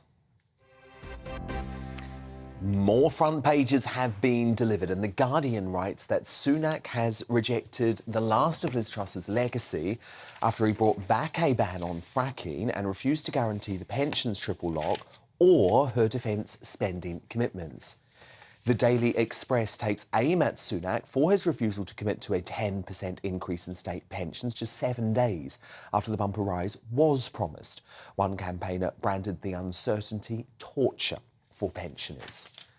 The Sun, oh my goodness, this is a bit heated for us, sexy. Harry Styles' secret snog with co-star Florence Pugh. Their kiss may have been the reason why Pugh and Olivia Wilde are said to have fallen out. Does that mean anything to you? I watched the movie, actually, I did like it a lot. The Daily Star tells of Rishi's sucker punch by a lettuce, in reference, of course, to Starmer's jibe in today's pmqs. Slightly scary news, we've also got the rise of the zombie pigeons to look out for. They can't fly and walk in circles with their heads on one side, and they're roaming into Britain's streets. It's been described as a flockdown. On the Daily Telegraph, Rishi Sunak is reportedly reconsidering tax rises and major public spending cuts after a dramatic improvement in the state of the nation's finances.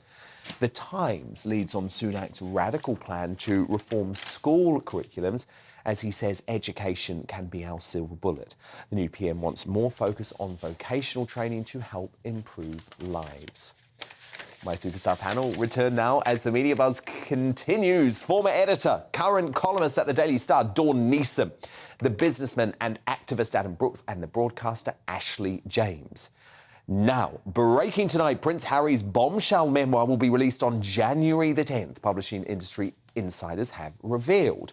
Well, as the shadow of that potentially destructive memoir looms large, it's encouraging to know that the government has secretly launched plans, first laid out by Her late Majesty Elizabeth the Great, to axe the estranged Prince Harry and disgraced Prince Andrew's royal capabilities. So is now the time for them to be stripped of all formal duties by law. Currently, both disgraced dukes are able to fill in for the King under the Regency Act, which provides a stand-in for the monarch in the event that he becomes incapacitated. But speaking in the House of Lords yesterday, Viscount Stansgate Stephen Benn asked whether it was time for an amendment to be made to the Act. Watch.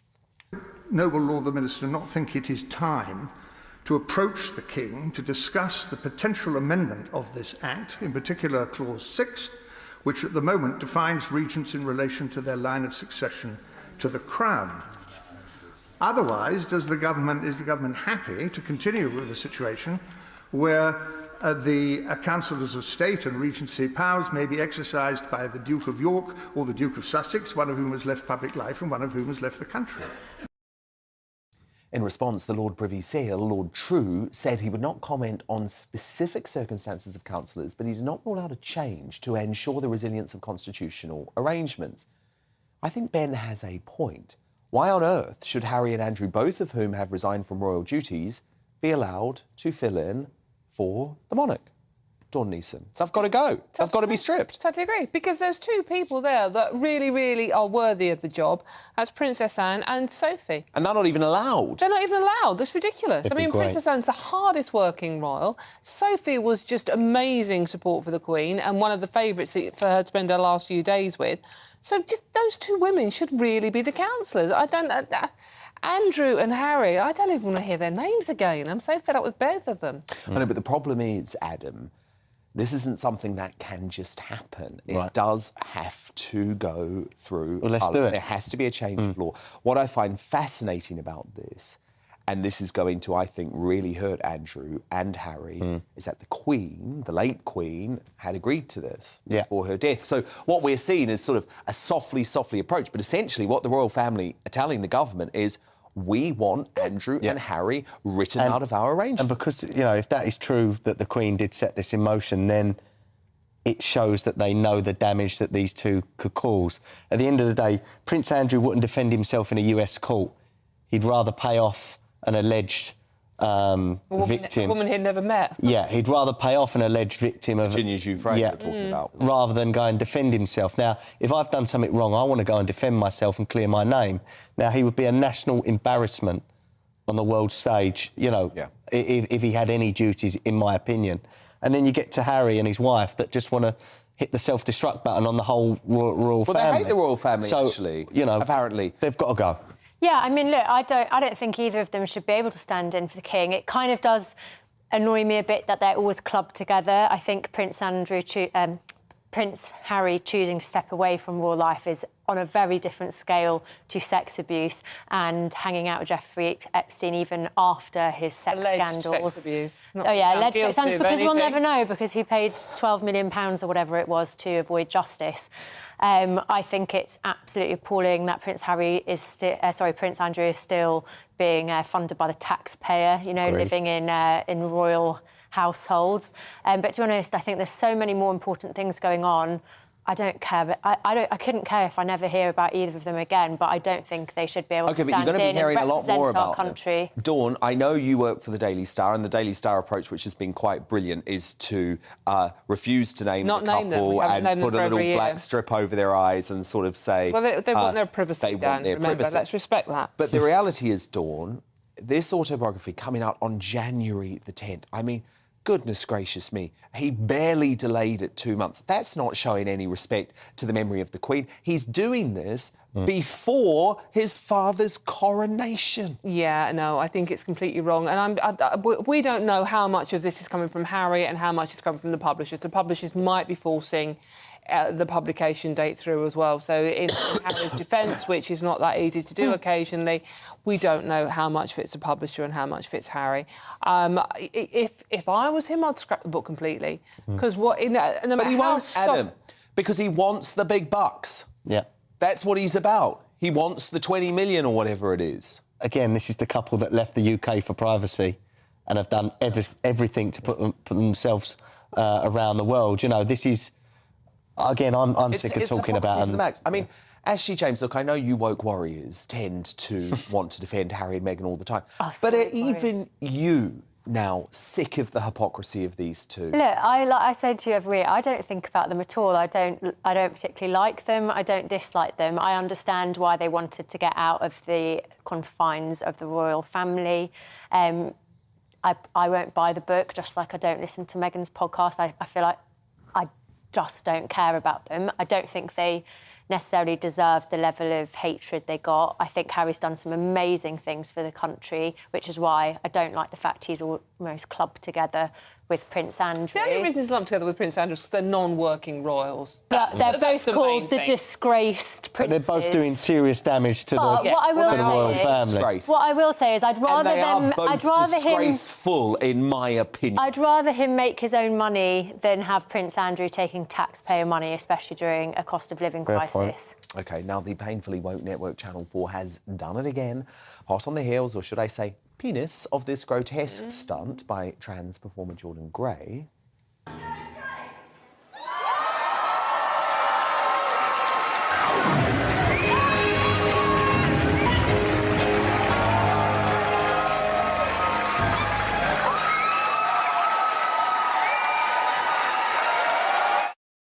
Of course, they screened that uncensored, and in its latest attention-seeking tripe, the publicly owned broadcaster decided it was a good idea to buy at auction, wait for it, a painting by Adolf Hitler and other disturbing artworks, including by paedophile artist Rolf Harris and one depicting child serial killer Myra Hindley, before getting the comedian Jimmy Carr to joke about them and asking whether they should be destroyed. Honestly, look at this. If I didn't like the Harris, I think there's something kind of a bit imaginative about it. You can think about being in a sort of hot place and, you know... Prison. Gil, I think he's clearly a better artist. I think Rolf Harris people feel let down by. Who would have thought a giant painting of Britain's most notorious serial killer, constructed from the handprints of tiny children, would prove so controversial?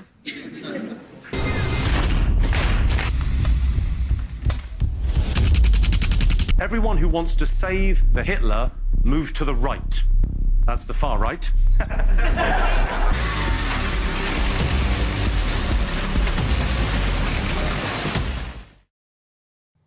Now, Channel 4 called the show a thoughtful and nuanced exploration of the limits of free expression in art. Doesn't look like that. I call it yet another good reason for the government to sell the broadcaster as fast as possible. Who's with me? Come on. Why should the government own a broadcaster doing this sort of rubbish? Channel 4 have just turned the Holocaust into light entertainment presented by a comedian. I caught 5 minutes of that. It's a new last low. night, yeah. It's a new low. It's also quite it's shocking because astonishing. Adolf Hitler was responsible for burning and destroying so much art from Jewish artists around Europe, so I'm struggling. I didn't see it and I haven't read anything about it, but I'm struggling to understand what the joke or the comedy is in the context and that's not of pushing that. the boundaries. And Dan, I watched 5 minutes of that last night.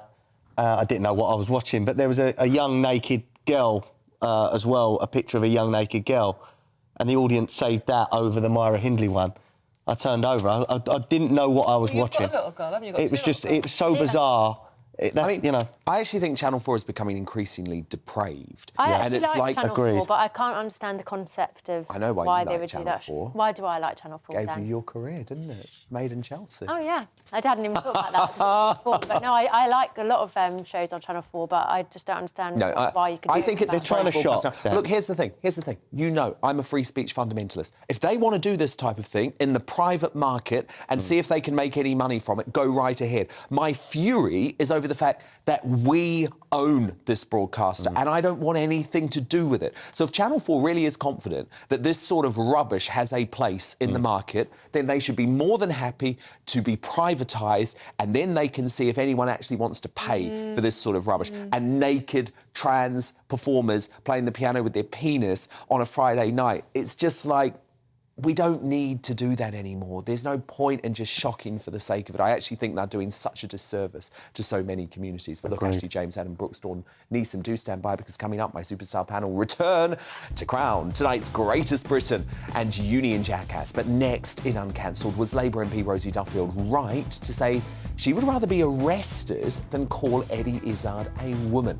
Columnist extraordinaire Rod Little on deck next. First, though, here's a quick look at what's coming up in tomorrow's show. Coming up on Dan Wootton tonight, after another week of seismic change in Westminster, I'll bring you the sharpest analysis and insight on TV from the likes of political firebrand and former Tory Minister Anne Widdecombe and Fleet Street legend Calvin Mackenzie. Plus, the irrepressible Jim Davidson gives his rapid-fire takedown of the woke week. And as ever, I break down the day's biggest stories with my superstar panel. Broadcaster Sam Dowler, Conservative commentator Dominique Samuels and former Tory London mayoral candidate Sean Bailey. That's Dan Wootton tonight, Monday to Thursday from 9 p.m. till 11 p.m. on GB News. But it's time now for Uncancelled. And this is where Britain's top commentators speak out on controversial issues without the fear of the cancel culture sweeping the rest of the media. And controversy over Eddie Izzard's bid to stand as a Labour MP and potentially feature on all-female shortlist has continued to swell this week. And actually, it's only increased since the trans comedian's 2019 revealing interview with Joe Rogan went viral again, partly because of the help of my superstar panellist, Adam Brooks. Have a look at this. And I've also got boy mode and girl mode, and I do dramatic films in boy mode, and then I'm touring in girl mode and doing stand-up, and I campaign for politics in girl mode. And I just... How do you do that? I just switch, change, take off heels, flat. Now, outspoken Labour MP, a defender of biological women, Rosie Duffield, has since said that she would rather be arrested than call Izzard a woman, and she earlier claimed she would resign if the comedian made it onto an all-female shortlist. Now, in a belated statement, Izzard said they never asked and have never been offered a place on an all-female shortlist. But Rod Little, is Duffield right with her stance on this? Because Slippery Starmer, I don't know if you saw earlier in the week, Rod, he doesn't want to say a word about Eddie Izzard, and I assume that's because Keir Starmer can't even say whether a woman can have a penis. I'm sure that's absolutely the case, but let's give a bit of credit where it's due to Rosie Duffield. It is pretty difficult for anyone in our society to say that they wouldn't call Eddie Izzard a woman without being catcalled and attacked by the transgender lobby, probably dropped if you were working as a solicitor, probably sacked by your firm. If you were working for a quango, probably sacked, drummed out. If you were a teacher, drummed out of your job. But it is incredibly difficult and incredibly courageous to say that if you're actually a member of the Labour Party, which of course Rosie Duffield is, and has faced quite a large number of problems in her own constituency from the pro-trans lobby. So enormous credit to Rosie Duffield for saying that she would rather be arrested than call Eddie Izzard a woman. And of course, the question about Eddie Izzard gets us to one of the roots of the problems with the more extreme side of the trans lobby, which is that for years, women were greatly underrepresented in Parliament for years and years, and eventually all women shortlists were introduced in order to redress that balance, because for some reason the Labour Party, rather more than the Conservative Party, actually is rather misogynistic. The Tories have no problem with this, by the way. It's an interesting point. But increasingly, you find that it's transgender people who are getting themselves onto these all-women shortlists, and perhaps this Eddie Izzard could be one of those one of these days. Who knows? So it is incredibly courageous of Rosie Duffield to speak out in this way. She will undoubtedly face the most appalling flack from her constituency party, from the hordes of shrill momentum supporters who make up the bulk of the Labour Party activists. So it is a voice of sanity. Obviously, we wait with bated breath to see what Sir Keir thinks about it all. Well, he just doesn't want to talk about it. He's terrified of the left of his party. He won't touch it in a bar show, will he, mate? He won't go anywhere near it. But I tell you this, it would give the Labour Party more votes up here in the north of England, where I am at the moment, but also amongst sane and rational people down south as well, that if Sir Keir Starmer was able to say, yes, I don't think that Eddie Izzard actually is a woman. I think it's probably Eddie Izzard, the male comedian who we know and love. And I'm well able to define what a woman is, and that's a grown adult female. I think that would go down terribly well with a large number of... It's the missing bit of the jigsaw which Starmer hasn't yet managed to locate. He's done most of the rest of it, but all that woke stuff is the last thing he needs to do. And the problem is, of course, that the Labour Party activists are 90-odd%. They have no idea what a woman is. They are entirely bemused by the entire concept of the word woman. It's not the only scandal rocking Labour this week, Rod, because we saw the MP for Nottingham East, a very ridiculous woman called Nadia Wootton, sparked backlash after she claimed Rishi Sunak as Prime Minister, quote, isn't a win for Asian representation because he is a multi-millionaire. Now, she has since deleted the tweet on orders from Labour Party headquarters. But Rod, it's astonishing, isn't it, to when you really dig down into what the Labour Party actually thinks about race. They are unspeakably foul and they are racist. There is no other word for it. They are bigoted and racist. And so you see the other side of the Labour Party, away from what Rosie Duffield was saying. Yes, Nadia Wootton, you called her Wootton. I don't know how to pronounce her name, I'm afraid. I haven't come across that. I'm not sure either, to be honest. A statement of utter stupidity. Of course, exactly as Keir Starmer said in that very generous address to Rishi Sunak in the House of Commons of Questions today, we are proud to have a Prime Minister of this country who comes from an ethnic minority, the first Prime Minister ever to do so, the first ever Hindu to achieve the highest office of state. That is all a great thing. Everybody who is normal is perfectly relaxed and happy about this, apart from the far left. Because they argue, much as did Rupa Huck, that they're not really ethnic minorities. They're not really. Kwasi Kwarteng is only superficially black. Yeah. And which is what Rupa Huck said of him, of course, and was immediately told to withdraw her statement. And we've had Zara Sultana, a woman who seems to possess no raisin whatsoever. Get it? It's a dried fruit joke there. I like it. Zara I was quite proud of that. Zara Sultana also said the same kinds of things, that Rishi Sunak is a fraud and all this kind of stuff. And they cannot stand it. And it's because for most of these people, for the likes of Rishi Sunak and Kemi Badenoch and all the myriad of diverse ethnic minority people who are in the Conservative cabinet, they do not see themselves as victims. They will not abide by the Labour Party's dictum that if you don't have white skin, you are somehow a victim and you're in a kind of special needs category that the Labour Party has concocted for you. And that's what the Labour Party does. And it is a foul way, a racist way to treat our black and ethnic minority community. And more, increasingly, I think, you are seeing our ethnic communities rejecting this odious approach to race, which the Labour Party continues to put forward. No, I couldn't agree more. And Rod, it wasn't just race that they were going for today, because Annalise Dodds, the party chairman, decided to have a go at the Conservative Party about female representation too, which of course feels very ironic for a party that has never had a female leader. Incredible. The Conservative Party has given the country 3 female MPs. Now, okay, PMs, yeah. 2 of them were crap. We want to accept that at the start. But men can be crap too, of course. Yeah. I mean, and they often are. Yes, but they gave us the first one in 1979 when the Labour And she Party wasn't crap. She was great. She was, we'll differ a bit on some of that, but Thought you by might and say that. large, no, she wasn't.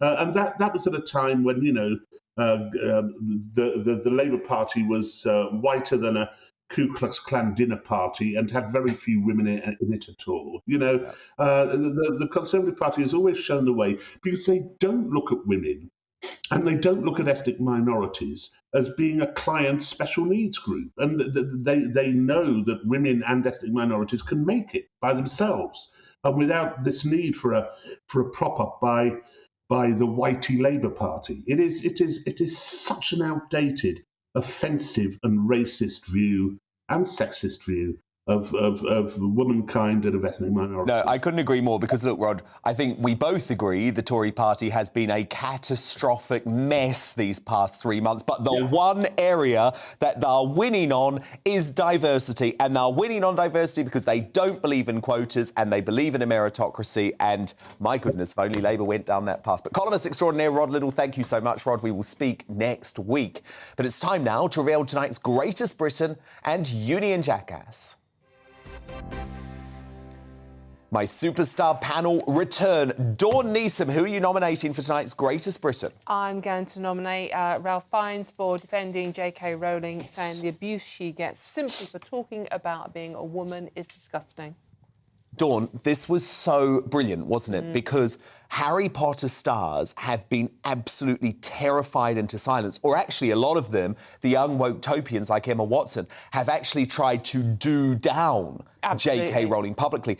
And so for Rafe to do this, actually, he's taking a real risk. It's a real risk, and he's going to get similar levels of hatred. But as he says, I can understand the viewpoint that might be angry with what she says, but it's not obscene, not uber right-wing fascist. It's just a woman saying, I'm a woman and I'm proud of being a woman. Nothing wrong with that. No, do you know what? I saw that today and I just was delighted. And I thought, actually, there's an actor I like, because, most of them are very woke these days.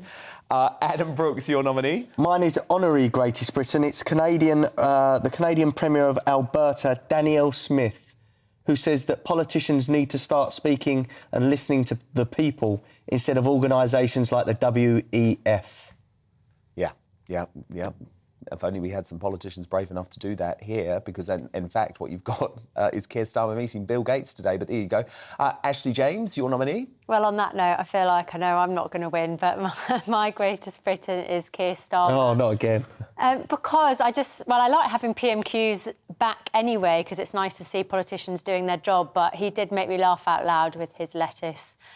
OK, sorry, I'm just looking. Where are Ashley's beer goggles? She's got the Starmer beer goggles on again. I think you've got them on for do you know what? Parliament. I'm going to go for Ray Fiennes because Dawn Neeson, what a great choice. What a brave man. It's so ridiculous that we say that it's brave these days, but the fact that he's a Harry Potter star to stand up for J.K. Rowling, finally.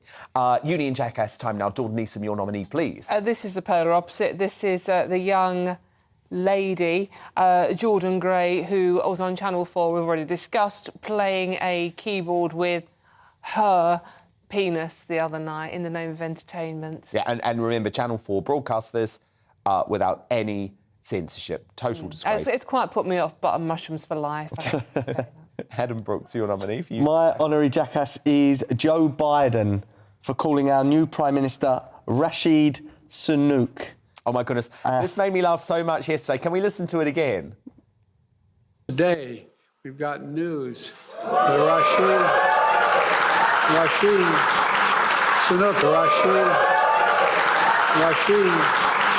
Sunak is now the Prime Minister. And then I saw his official spokesperson pronounce his name the same way earlier today. And his official spokesperson is a young lady who I don't think is senile, so God knows what's in the water in Washington, D.C.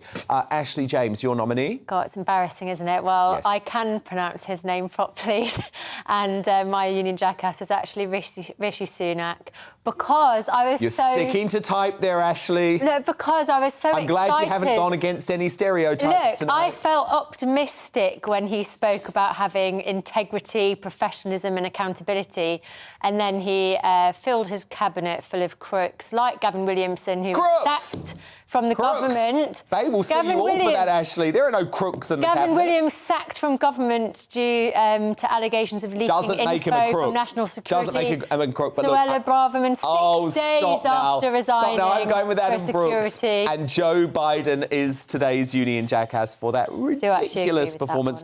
Dawn Neeson, Ashley James, Adam Brooks, thank you so much, fabulous superstar panel. I'm back again tomorrow night from 9 p.m. Thank you for your company. Headliners is next. Good night.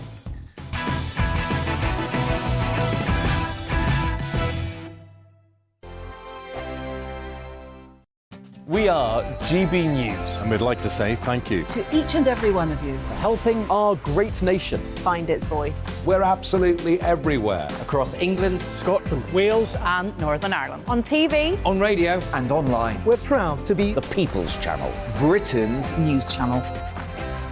Hello, I'm Michelle Dewberry, and you can join me every weekday 6 till 7 on Jubes and Kerr. Me and my panel will get stuck right into the day's events, and I can tell you, in fact, I can warn you, expect some robust debate, some strong opinions and perspectives from both sides of the fence. It's about you at home as well. I love to read out all of your comments, or at least as many as I can. So join me, Michelle Dewberry, Monday to Friday, 6 till 7 on Jubes and Kerr. Join my show Farage, 7 p.m. till 8 p.m. Monday through Thursday, and there you will get opinion, analysis, debate, and I'll cover stories that nobody else dares to touch. You've been cancelled. Join the club. Oh my goodness me! And then for the last 15 minutes, talking pints. We're over a drink. We have a civilised conversation with someone. We very often disagree, but we do it in a grown-up way. Come and join me on Farage.